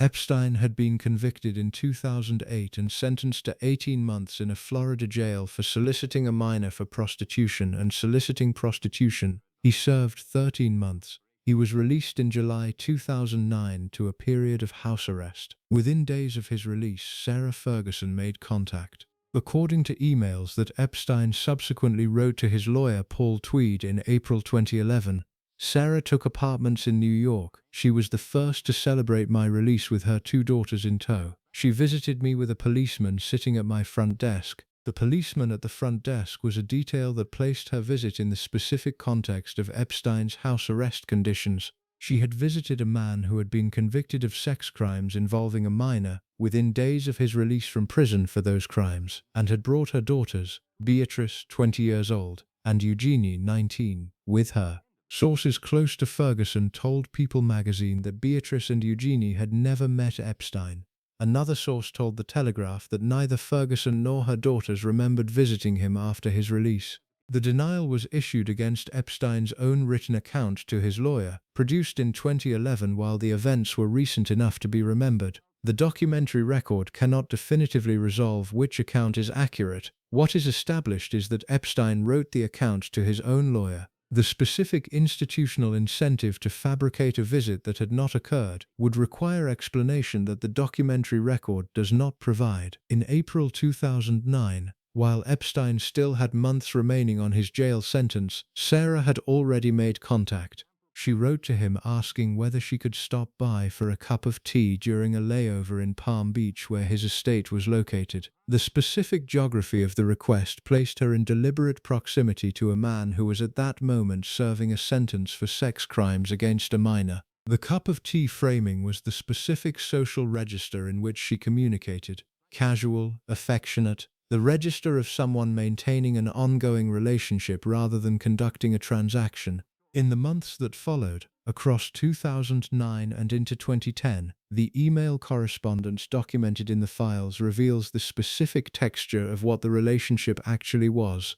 In October 2009, she wrote to him asking urgently for £20,000 for rent, explaining that her landlord had threatened to go to the newspapers if she did not pay. The urgency of the request, the specific detail of the landlord's threat, was the specific communication of someone who understood that the person she was writing to had the capacity and the willingness to respond. By August 2009, she had visited him with her daughters. On August 3rd, she wrote to him, "Thank you, Jeffrey, for being the brother I have always wished for."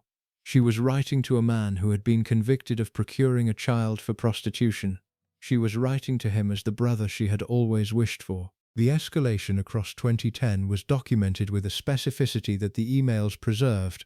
In January she wrote, "I am at your service, just marry me." The framing was the specific combination of desperation and affection that the emails across this period consistently produced. The relationship was not a conventional friendship, not a business arrangement, not a simple financial transaction. It was the specific relationship of someone who was filling in her emotional economy, a role that her formation had organized her to seek, the brother she had always wished for, the person whose resources and presence could address the specific combination of financial desperation and emotional neediness that her life had produced. In March 2010, she wrote to Epstein about a planned trip to New York. His email asking about her travel plans received a response that included a comment about her daughter. Not sure yet, just waiting for Eugenie to come back from a shagging weekend. Eugenie was 19 at the time. The email was the specific category of casual crude disclosure that the institutional framework had always found intolerable from Sarah Ferguson, the oversharing, the lack of the careful management of information that the people around her required. The difference was that this time she was sharing information about her daughter with a convicted sex offender. In May 2010, 2 days before the date of the News of the World hidden camera meeting, she wrote to Epstein suggesting that he employ her as his house assistant. The email was specific. "I am the most capable and desperately need the money. Please, Jeffrey, think about it." 2 days later, she was in a hotel suite accepting £40,000 from a reporter she had been told was a wealthy Indian businessman. The proximity of the two dates, the email asking Epstein for employment and the meeting at which she accepted the cash, is the specific documentary evidence of the financial condition she was operating in during that period. The emails also documented Epstein's use of her name. In 2009, he wrote to a couple. Fergie said she could organize tea in the Buckingham Palace apse or Windsor Castle. The specific institutional implication was that Sarah Ferguson's access to royal premises, the apartments at Buckingham Palace, the castle at Windsor, was being offered by Epstein as a social credential to his contacts. She was the product he was providing to others, using access she retained through Andrew and through the residual proximity to the institution that the Duchess title maintained. The public statement she had made in March 2011, that she abhorred Epstein and what he represented, was followed almost immediately by private emails that contradicted it. In a 2011 message to Epstein, she wrote, "I know you feel hellaciously let down by me. You have always been a steadfast, generous and supreme friend to me and my family." She added a specific denial. "As you know, I did not, absolutely not, say the P word about you, but understand it was reported that I did." The P word was pedophilia, the word she had used publicly to express her abhorrence of what he had done. She was privately apologizing to him for the public expression of that abhorrence. Her spokesperson's explanation, when the email became public, was that it had been sent under duress, that Epstein had made threatening phone calls, that she had been advised to assuage him, that the email was a strategic response to intimidation rather than a genuine expression of feeling. The explanation may have been accurate. It may also have been the specific kind of post hoc rationalization that had organized many of her public explanations of private conduct across the decades. The documentary record cannot settle the question definitively. What is settled is that the email exists, that the specific language of Supreme Friend appeared in it, and that the language was published in September 2025 when a first tranche of the Epstein correspondence became available. The September 2025 release was the specific moment at which the institutional consequences began. The Teenage Cancer Trust, of which Sarah had been patron since 1990, 35 years, issued a statement, "We have made the decision to end our relationship with the Duchess of York, and as of today she is no longer a patron of Teenage Cancer Trust." Julia's House, a children's hospice charity in southern England, confirmed the same. Other charities followed across the days that followed, each issuing the specific institutional statement that the circumstances required, that it would be inappropriate for Ferguson to continue in her patronage role given the disclosed correspondence. If you're hooked on this story, make sure to subscribe and turn on notifications so you never miss an upload. Your support means everything and helps me bring you more emotional stories like this one. In October 2025, Andrew announced that he would no longer use his peerage titles. The announcement was the specific institutional response to the sustained pressure that the Epstein files and their implications had been producing. The relinquishing of his titles had a specific secondary consequence for Sarah. The Duchess of York title she had carried since her divorce in 1996, which had been attached to Andrew's dukedom, was no longer appropriate for her to use. She ceased using it. In January 2026, the Department of Justice released the second major tranche of Epstein files, the 3 million pages that contained the more specific details examined in this part of the documentary. 6 companies, of which Sarah was the sole director, began the dissolution process at Companies House within days of the release. Their specific functions had included public relations, communications, and retail. The companies were being wound down because the commercial identity that their director had built, the public persona of the charitable, rehabilitated former Duchess of York whose institutional connections remained commercially valuable, had been comprehensively destroyed by the correspondence the files contained. Andrew was arrested on the 19th of February 2026 at his temporary accommodation at Wood Farm on the Sandringham estate. The arrest was on suspicion of misconduct in public office. He was 66 years old. Sarah was in the United Arab Emirates when the arrest occurred, having left the United Kingdom after Christmas to stay with friends, the French Alps, then a wellness clinic in Switzerland, then the UAE. She had been without a permanent home since King Charles had required her and Andrew to vacate Royal Lodge in October 2025. The Royal Lodge eviction had followed the title relinquishment. The title relinquishment had followed the charity departures. The charity departures had followed the Supreme Friend email. The Supreme Friend email had followed 35 years of the specific institutional trajectory this documentary has been examining. Royal biographer Andrew Lowney, whose book entitled had examined the House of York's arc across the previous decades, gave a specific assessment to Reader's Digest in March 2026. She'd had an awful lot of companies, and they have all been wound up. Her charities have all disassociated themselves from her, and her book contracts have been cancelled. She's been cut loose from the royal family permanently as she's seen as toxic. She's on her own, she's a loose cannon, and I think everyone's wondering what she'll do next. The description was accurate. The specific institutional position she occupied in March 2026 was the most exposed of her life. She was without the title, she was without the home, she was without the charities, she was without the commercial companies. She was without the rehabilitation narrative that had organized her public presentation since 2010. She was in the UAE or the Alps or wherever the current wellness retreat had placed her, while her ex-husband was under arrest and her daughters were quietly navigating the specific institutional consequences of their parents' simultaneous disgrace. The Epstein dimension of her story is not primarily a story about judgment. It is a story about the specific vulnerability that her formation had produced and that 40 years of institutional management had never addressed. She had been looking for the brother she had always wished for. She had been looking for the person whose resources could address the gap between the institutional position she was required to maintain and the institutional funding that had never been adequate to maintain it. She had found in Epstein the specific combination of financial capacity and emotional availability that her particular needs had organized her to seek. She had found it in the worst possible person, in the worst possible way, at the worst possible time. The palace had buried the words she had spoken about their greatest single threat. The emails documented the words she had sent privately to the man she called her supreme friend. The institution's words and her words had both eventually emerged into the public record. The public record now contained both.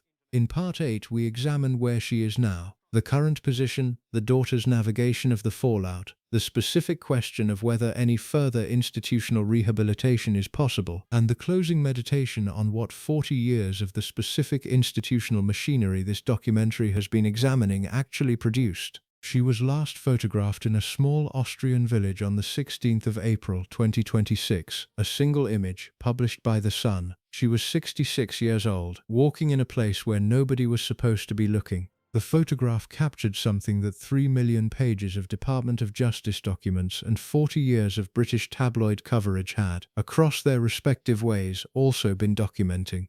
A woman alone, navigating her next move in the only way the available circumstances permitted, privately, without the institutional support that the circumstances required, in a location nobody had been told about. The specific position she occupied in May 2026 as this documentary is prepared is the most exposed of her life. The title she had carried since July 1986, Duchess of York, is gone. The home at Royal Lodge where she had lived for 18 years alongside Andrew is gone. The charities she had built across the decades of her post-divorce commercial life have severed their connections. The 6 companies she directed at Companies House have been wound down. The book contracts have been cancelled, at least for now. Her ex-husband has been arrested on suspicion of misconduct in public office. She has no permanent address. She is staying with friends, in wellness clinics, in the UAE, in the Alps, in the Austrian countryside where a single photographer found her. Publishing executives are circling.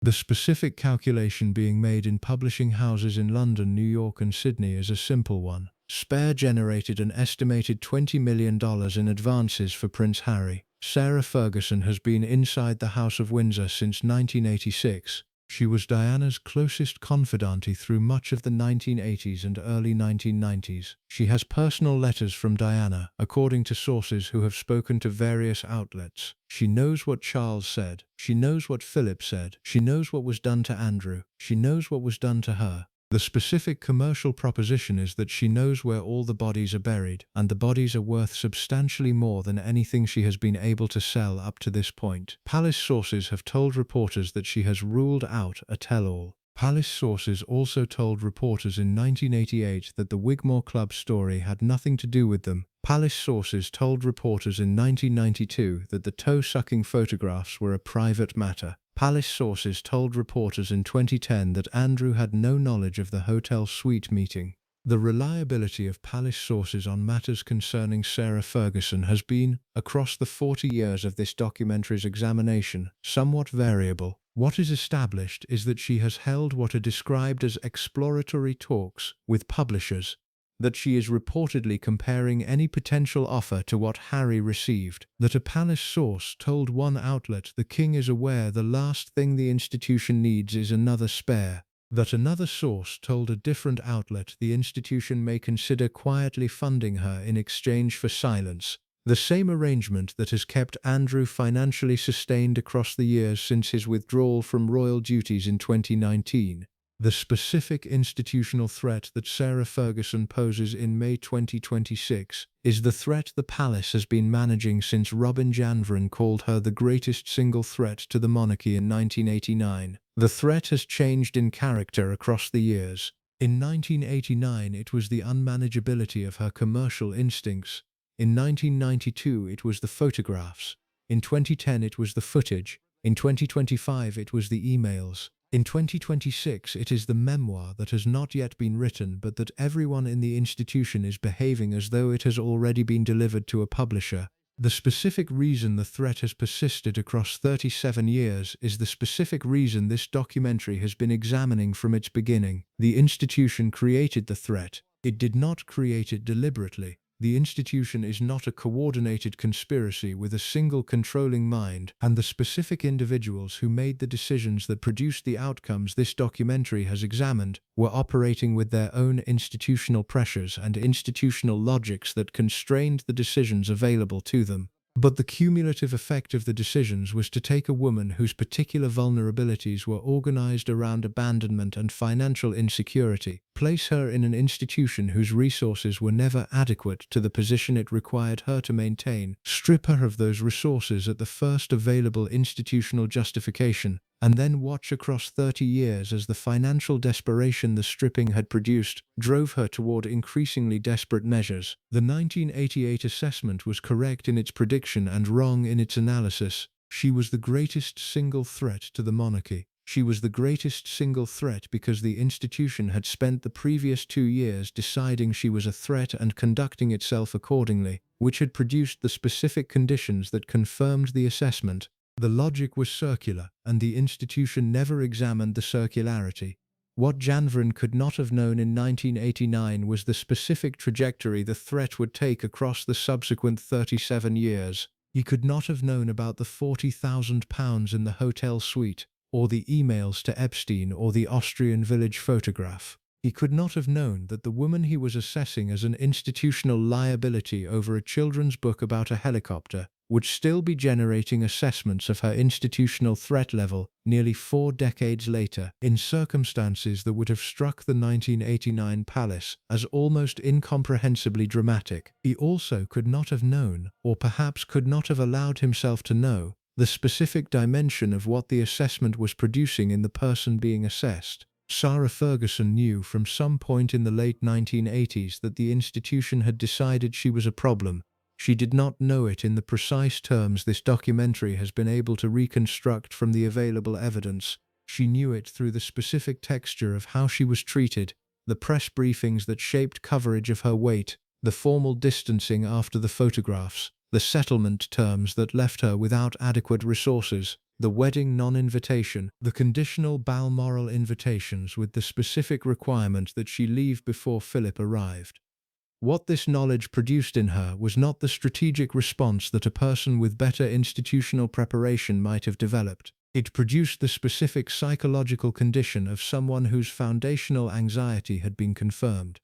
She had been abandoned by her mother at 14.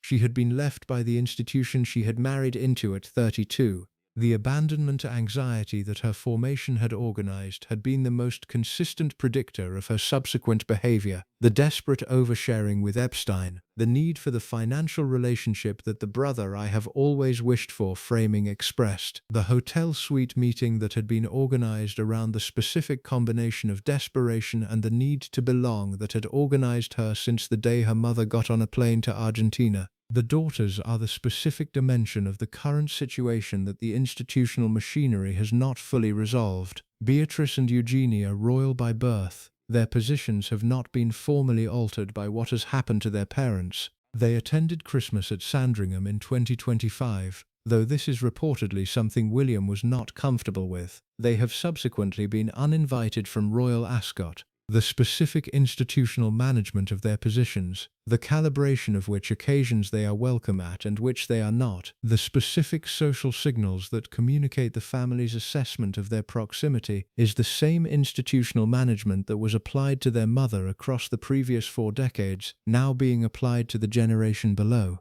Eugenie is expecting her 3rd child. The child will be born, as the royal editor Emily Nash noted, into very different family dynamics. Sarah has been described by those who know her as likely finding it very hard to stay away from a new grandchild. The specific tension between the institutional distancing the circumstances require and the maternal and grand material instincts that her formation has organized is the precise tension that has defined her relationship with this institution since 1992. She cannot fully stay. She cannot fully leave. The institution has never been able to fully keep her out and has never been able to fully bring her in.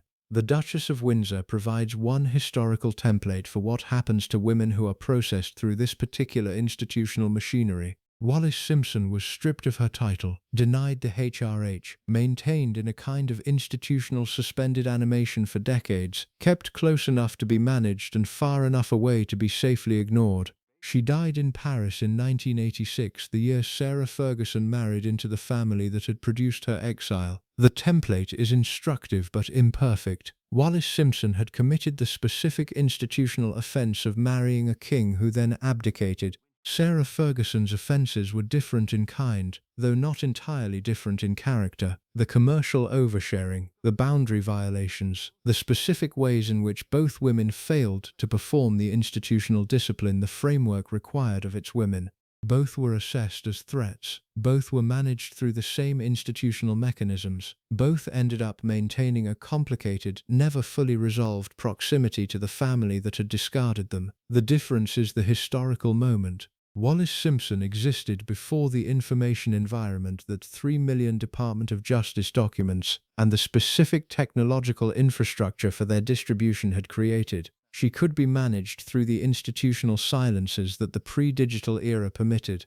Sarah Ferguson exists in the moment when those silences are no longer fully available, when the emails she sent to a convicted sex offender are in a government database that journalists and researchers can access, when the institutional machinery that Janvrin described in 1989 has itself become part of the public record through the various biographies and documentaries and source briefings that the intervening decades have produced. What Buckingham Palace buried was not just the words about their greatest single threat. What was buried, across 37 years of institutional management, was the specific account of how the threat had been created. The cover pages stayed clean.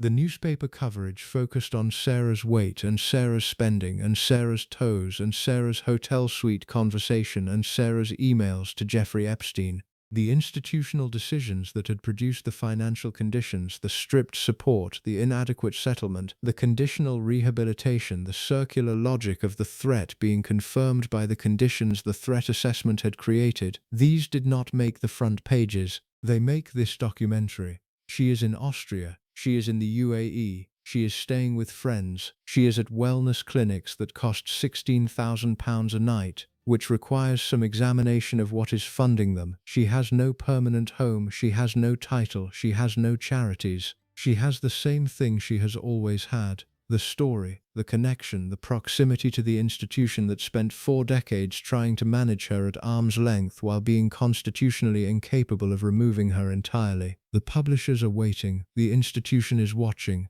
The daughters are navigating their positions inside the family whose assessment of their parents is producing the specific institutional management that the machinery has been applying to members of the York orbit since 1992. The morning of August 20th, 1992, Philip walked into the breakfast room at Balmoral, picked up the newspaper, placed it in front of her, and left without a word. The silence was the institution's preferred method of communication with women it had decided were liabilities.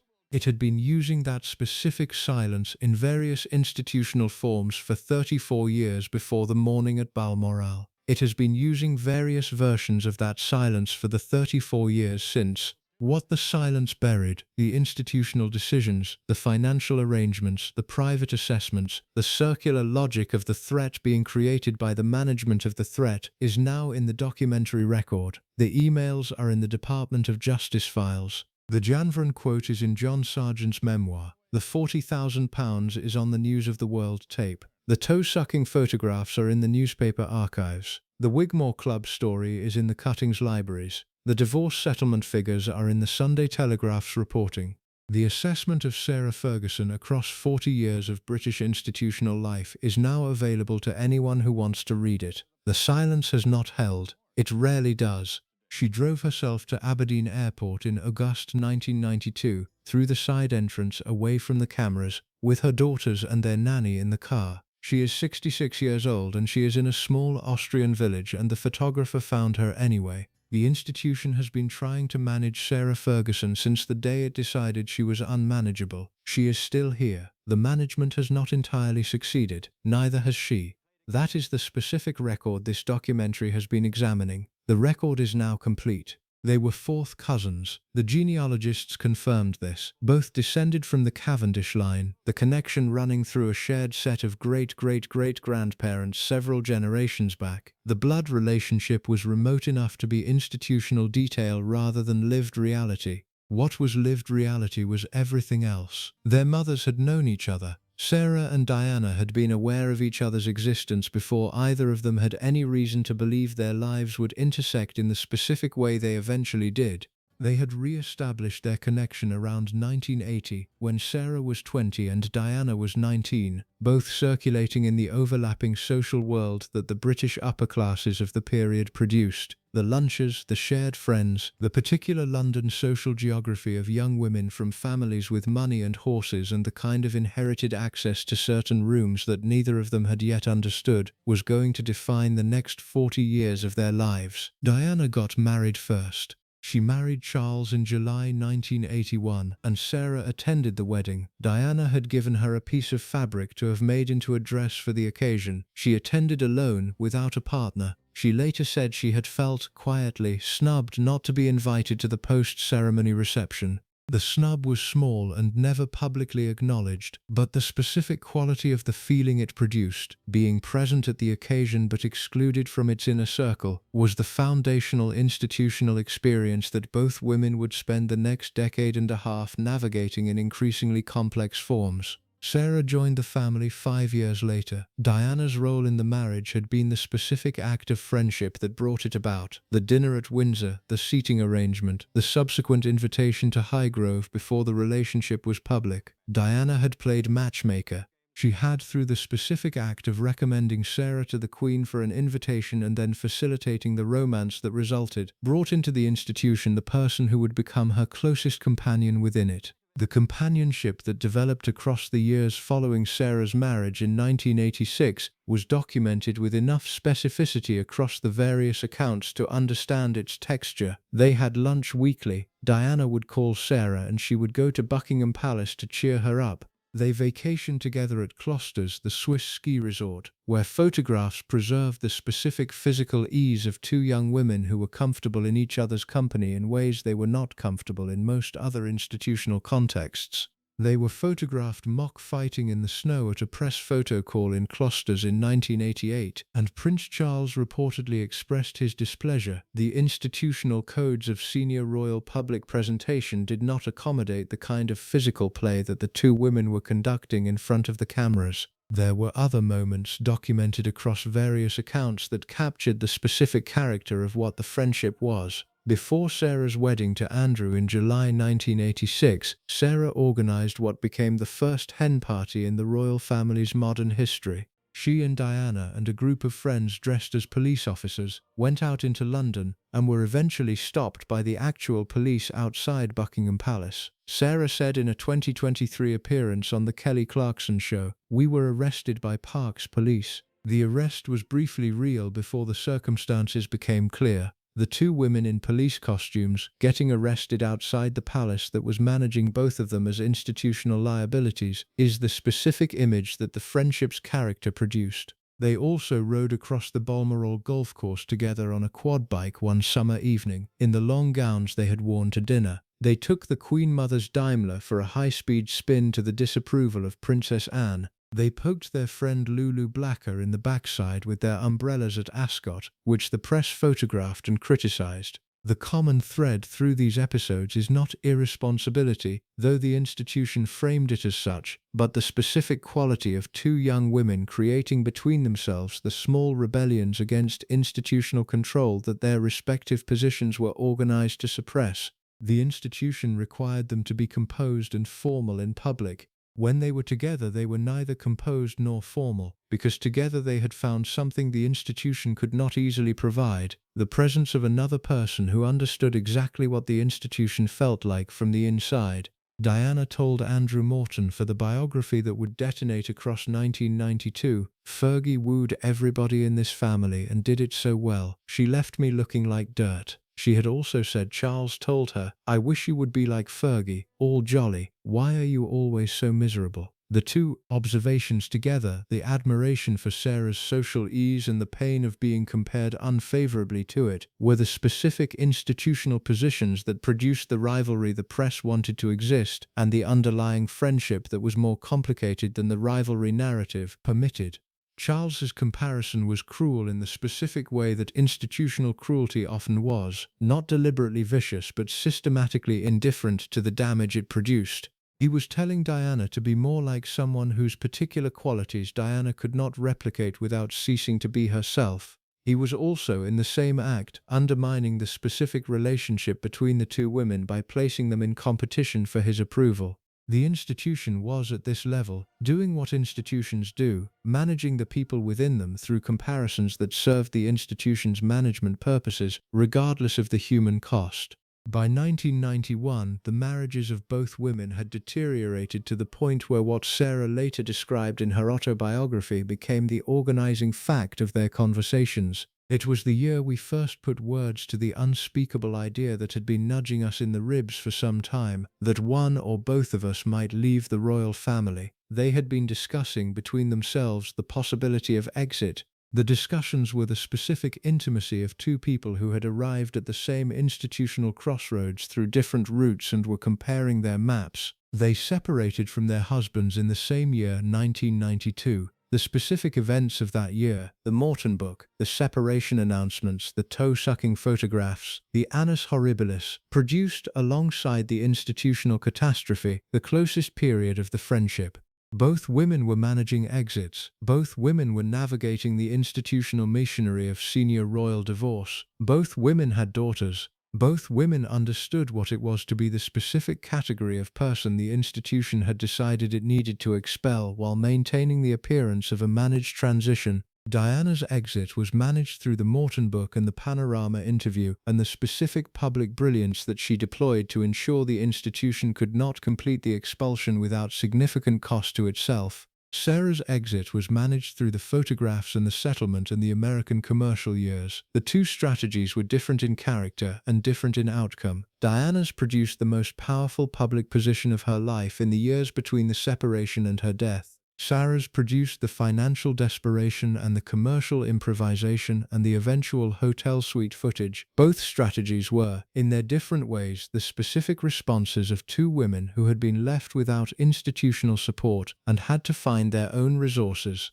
By 1996, both divorces were final. The two women vacationed together in the south of France with their children that summer. The photographs preserved the specific image of what both women looked like in the immediate aftermath of formal freedom from the institution, whatever that freedom would actually mean. They were in swimsuits on a beach. The children were in the water. The institutional obligations that had organized their public presentations for a decade were temporarily not present. The same year, Sarah published My Story. The book had been part of the divorce settlement's logic. She had not been required to sign the confidentiality agreement that Diana's settlement had contained, which had left her free to publish a memoir in a way Diana could not. The memoir's commercial purpose was clear. The advance of £2.2 million was a substantial portion of the settlement's total value. She needed the money, and the book was the mechanism through which the money arrived. Diana had asked Sarah not to talk about her in the memoir.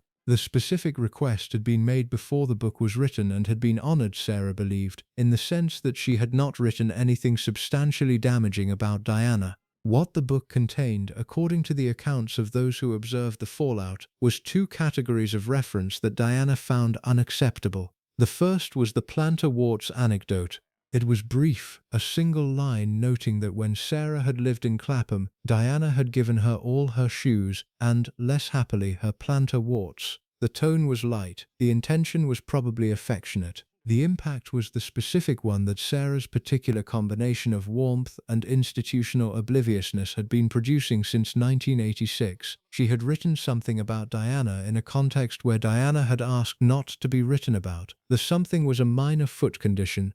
The breach of the request was real regardless of the content's minor character. The second category was broader. Diana's butler Paul Burrell, who observed the fallout at close range, described the actual reason in his various accounts. Diana had asked Sarah not to talk about her boys, or their relationship. The book contained multiple references to all three. The references were not cruel, they were not exposing, they were the kind of warm, sisterly references that a close friend makes when writing about a friendship. But they were references, in a published book available to the world, about a woman who had explicitly asked not to be referenced. Diana, whose own experience of having private things made public had been catastrophic, treated the breach as a betrayal. She stopped speaking to Sarah. Sarah wrote letters. She later described them. I wrote letters thinking that whatever had happened didn't matter, that we should sort it out, and I knew she would come back. The letters did not produce a response. The silence continued across the year between the book's publication in November 1996 and Diana's death in Paris on the 31st of August, 1997. The specific dimension of the falling out that makes it historically significant is what the falling out reveals about what the friendship had been. Diana had the most intimate knowledge of any living person outside the immediate family about what Sarah Ferguson's institutional life had actually involved. She had the knowledge of someone who had been present at the dinners, had received the phone calls, had made and received the confidences across 11 years of parallel institutional experience. She knew what the courtiers had done. She knew what the press management had involved. She knew what the marriage had cost, and what the divorce had cost, and what the specific machinery of the institution's management of both women had produced. The falling out cost Sarah access to the person who understood her position most completely. It also cost her, when Diana died 11 months after the book was published, any possibility of recovering the friendship. Diana rang a mutual friend the day before the car crash in the Paris underpass and said, "Where's that Red? I want to talk to her." The friend's report of the call was the specific detail Sarah preserved across the subsequent years in various interviews and autobiographies. It was the detail that confirmed both the depth of what the friendship had been and the completeness of what its loss represented.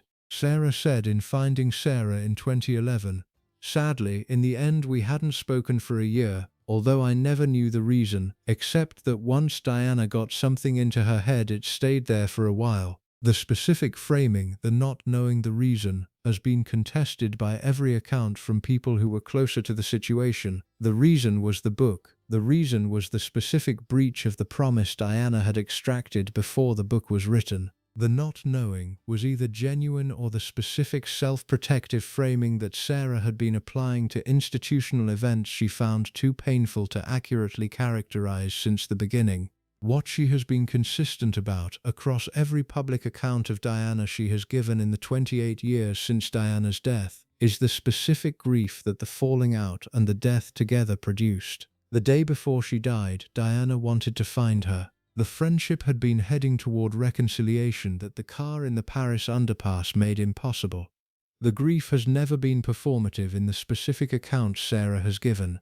It has been the grief of someone who understands exactly what was not resolved, and why, and what the resolution would have required, and that the resolution is no longer possible. The specific knowledge that Sarah carries about Diana is the dimension that makes the potential memoir the institutional threat it is. She was present for the Wales marriage in ways that no formal account has been permitted to document. She knows what Charles said. She knows what the courtiers did. She knows what Diana told her across 11 years of weekly lunches and shared vacations and late-night phone calls, and the particular intimacy of two young women who had been thrown into the same institution at roughly the same time, and had found in each other the specific companionship that the institution had not been organized to provide.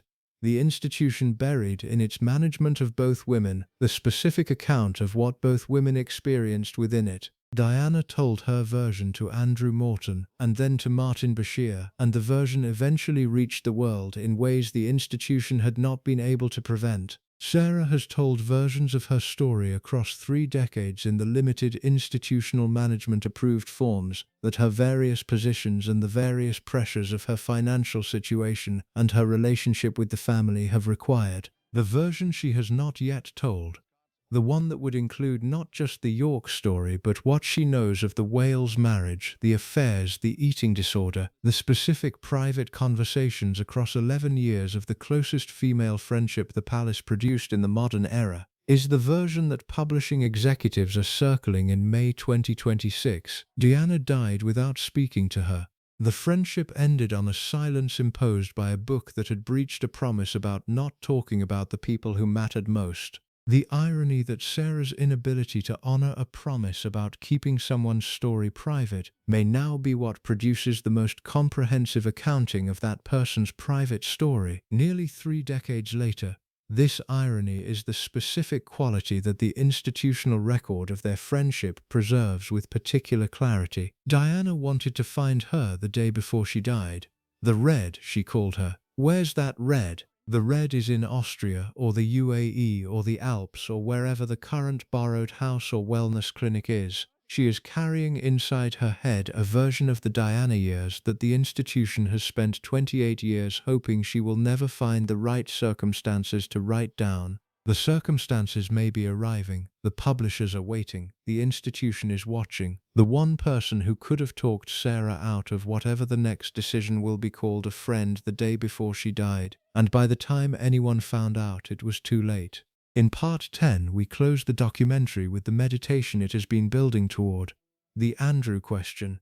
the loyalty that defies institutional logic, and the specific closing assessment of what 40 years of this particular institutional story has produced. There is a specific sentence that Sarah Ferguson produced in 2018 in an interview with the Daily Mail that contains within itself the entire paradox of the previous 32 years. The sentence was, "We're the happiest divorced couple in the world. We're divorced to each other, not from each other." The sentence has been quoted across hundreds of subsequent articles and interviews as evidence of the particular arrangement she and Andrew had constructed after their divorce. The shared house, the co-parenting, the sustained proximity that the institution had never been able to fully explain or fully accept. What the sentence also contains, if examined with the specific attention the full context of their relationship requires, is something more fundamental than a description of an unusual post-divorce arrangement. It is the distillation of the specific psychological condition that Sarah Ferguson's formation had organized from the day her mother got on a plane to Argentina when Sarah was 14 years old. The mother who was supposed to stay did not stay. Sarah stayed. She stayed at Dummerdown Farm. She stayed in Hampshire while her mother built a new life in the Argentine Pampas. She stayed with her father while her father remarried and built a new family. The staying was not chosen in any meaningful sense. She was 14 and had no other option. But the specific emotional signature of the staying, the particular psychological imprint of being the one who remained while others departed, organized her foundational understanding of what relationships required and what they produced. Andrew left too. He left repeatedly for 40 days a year and the remaining 325 at sea. He left for the marriage when the marriage had barely been constructed. He left for the naval career that the institutional arrangement had prioritized over the domestic reality his wife was managing alone inside a palace that had already decided she was its greatest single threat. The leaving was not malicious. It was, like her mother's leaving, the specific consequence of circumstances that neither participant had fully examined before the arrangements were made. What Sarah did with Andrew's repeated leaving was the specific thing her formation had organized her to do. She did not leave, she stayed. She absorbed the 40 days and the 325 absent ones. She absorbed the institutional management, the press coverage, the stripped support, the inadequate settlement. She absorbed the Balmoral photographs and the subsequent institutional exile. She absorbed the American years and the financial desperation. She absorbed the hotel suite meeting and the footage and the Oprah interview and the wedding non-invitation. She absorbed 2 cancer diagnoses in a single year: breast cancer in June 2023, malignant melanoma in January 2024, and described each with a specific rhetorical register she had been applying to difficult events since she was 14. The determination to frame the experience as something survived rather than something that had happened to her. The insistence on using the experience to help others through the cancer awareness work that the diagnoses produced. After the mastectomy, she named her reconstructed breast Derek. She said on her podcast, "I was diagnosed with breast cancer. I beat breast cancer, and now I have got a Derek on my left. I am 64 and just getting started." The specific humor, the naming of the reconstructed body part, the defiant announcement of new beginnings at 64, was the characteristic Sarah Ferguson response to an institutional event that another person might have experienced as the specific occasion for withdrawal and quiet. She was not built for withdrawal. She had been managing difficult events through the combination of humor and forward momentum since the specific institutional morning when the porridge went cold at Balmoral in August 1992. The cancer had a specific effect that the other difficult events had not produced with the same clarity.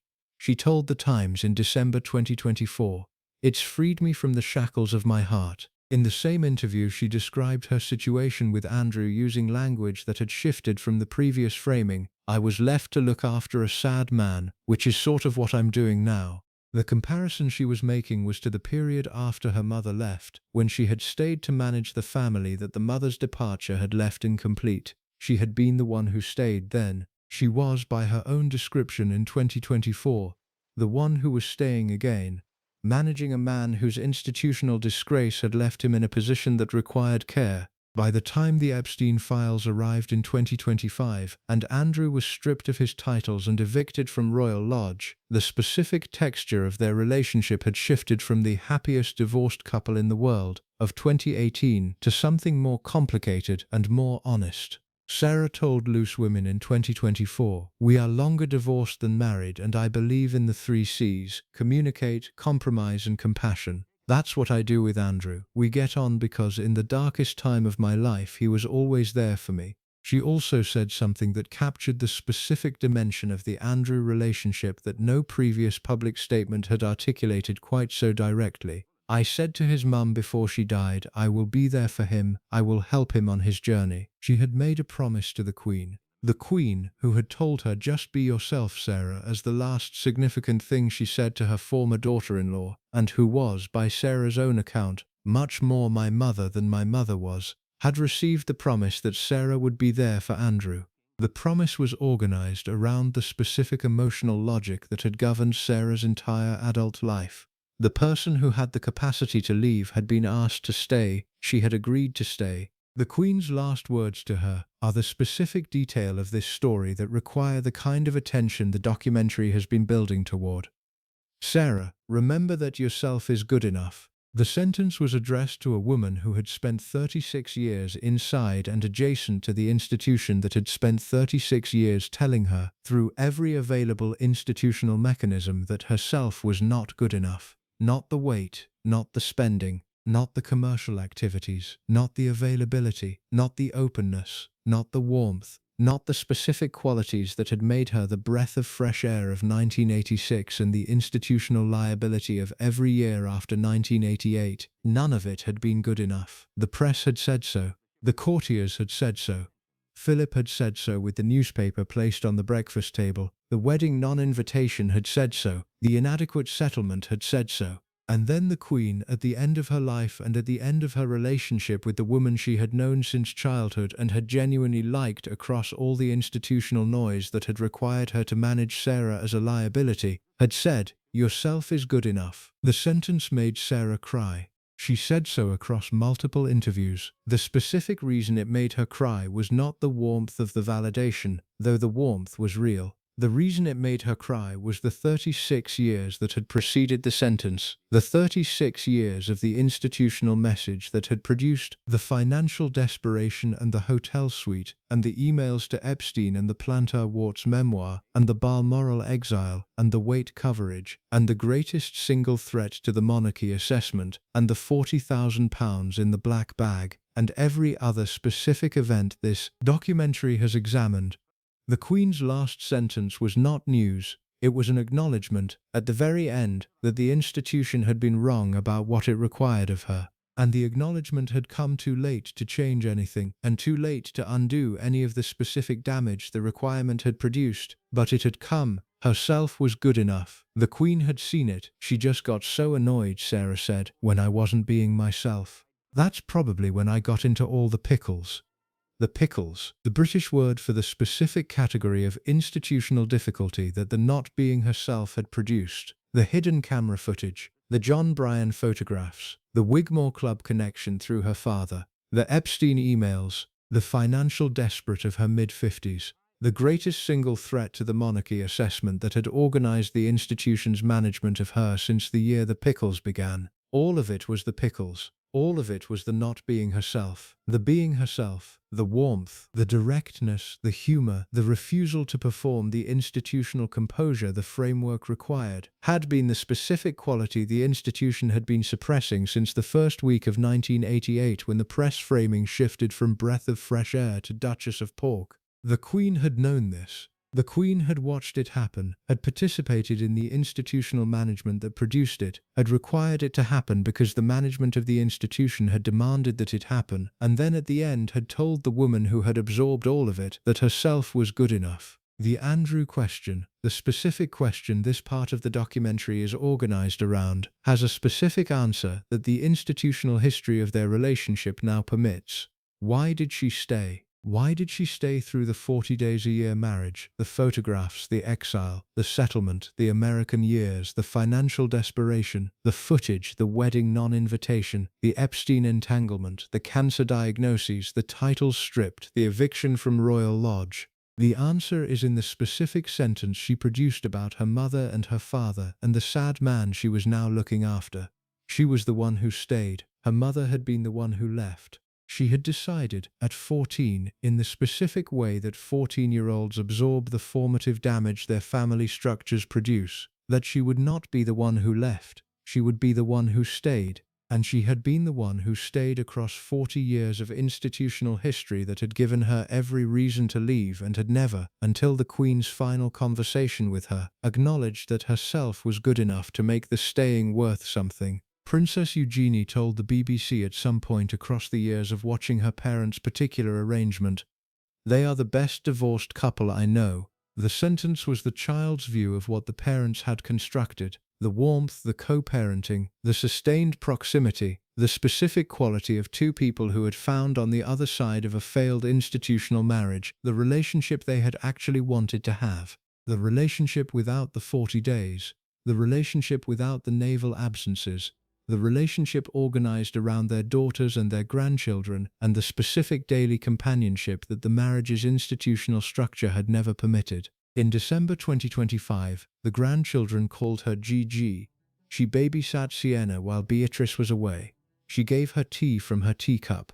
Eugenie was pregnant with her third child. The specific world that the institution's management had not been able to destroy, the daughters, the grandchildren, the daily human warmth that had been her most consistent institutional resource across the 40 years, was still there. The title was gone. The house was gone. The companies were gone. The charities were gone. Andrew had been arrested. She was in Austria in April 2026, photographed by a single journalist in a blue coat and a white baseball cap, emerging from a Mercedes in a village where nobody was supposed to know she was. She was still there. This is the specific thing that the 40 years of institutional management had been unable to produce, her absence. Robin Janvrin had assessed her in 1989 as the greatest single threat to the monarchy. The assessment had been maintained across 37 years of institutional management that had stripped her of every formal resource the framework could remove. The stripping had been comprehensive and mostly effective, and she was still there, in the Austrian village, in the UAE, in the Alps, in the wellness clinic, in Eugenie's kitchen giving the toddler tea from her own cup, in the emails to people she trusted too much, in the specific institutional position of someone who knows more than the institution can afford for her to say, and who has not yet said it. The institution had managed her. The management had not ended her.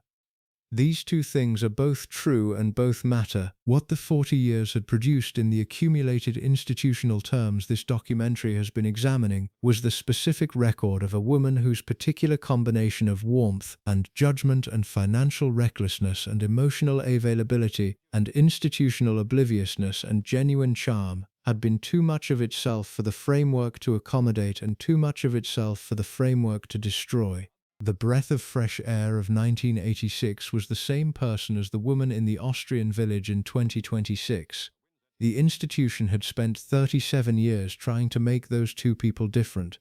It had not succeeded. The Queen had known this. The Queen had said so. "Yourself is good enough, Sarah." The institution had buried the words Robin Janvrin said in 1989. The institution had buried its role in producing the specific conditions that the 2010 footage captured. The institution had buried the specific financial arrangements that left her without adequate resources across 3 decades. The institution had buried the press briefings and the institutional calculations and the calibrated rehabilitations and the conditional Balmoral invitations with the specific requirement that she leave before Philip arrived. What could not be buried, because she was still alive and in an Austrian village and the publishers were circling and the grandchildren called her Gigi, was the specific thing the institution had failed to account for in all its assessments and management decisions across 40 years. She was herself. That had always been the problem. That had always been the irreducible fact that the institutional machinery had been organized to suppress and had never fully managed to suppress. The warmth that made her laugh at her own cancer. The directness that produced the Epstein emails and the hotel suite meeting and the plantar warts book and every other specific event the institution had classified as a liability. The staying that kept her in the picture long after every institutional mechanism for removing her had been deployed. The specific character that the Queen had seen from the beginning and had appreciated across all the decades of the institutional noise and had finally named at the end with the only sentence that could have made Sarah Ferguson cry in a way that the 37 years of institutional management had not. Yourself is good enough. It was too late to undo what the not being told had produced across the years that preceded the telling. It was not too late for the specific person who received the sentence to understand, in the Austrian village and the UAE and the borrowed houses and the wellness clinics, what the sentence meant for the next chapter of whatever her life was now going to require her to produce. She had been told. She was 66 years old, and she had 2 cancer diagnoses behind her, and a dead former best friend who had wanted to find her the day before the car crash, and an arrested ex-husband she had promised the Queen she would look after, and grandchildren who called her Gigi, and publishers who were offering the kind of money that the institutional history of her financial position suggested she would not be in a position to ignore indefinitely. She was herself. She had always been herself. The institution had spent 40 years trying to make that a problem. Whether she decides the problem is finally worth solving at its source, the tell-all that the institution cannot prevent, the account that no confidentiality clause governs because the settlement had not required one, is the specific question that the documentary record of May 2026 leaves open. What is not open is the account itself. This documentary has been the account. The words that Buckingham Palace buried, the 1989 assessment, the institutional calculations, the specific machinery that produced the specific outcomes, are now part of the historical record that subsequent examinations will continue to engage with. She drove herself to Aberdeen Airport in 1992. She is in Austria in 2026.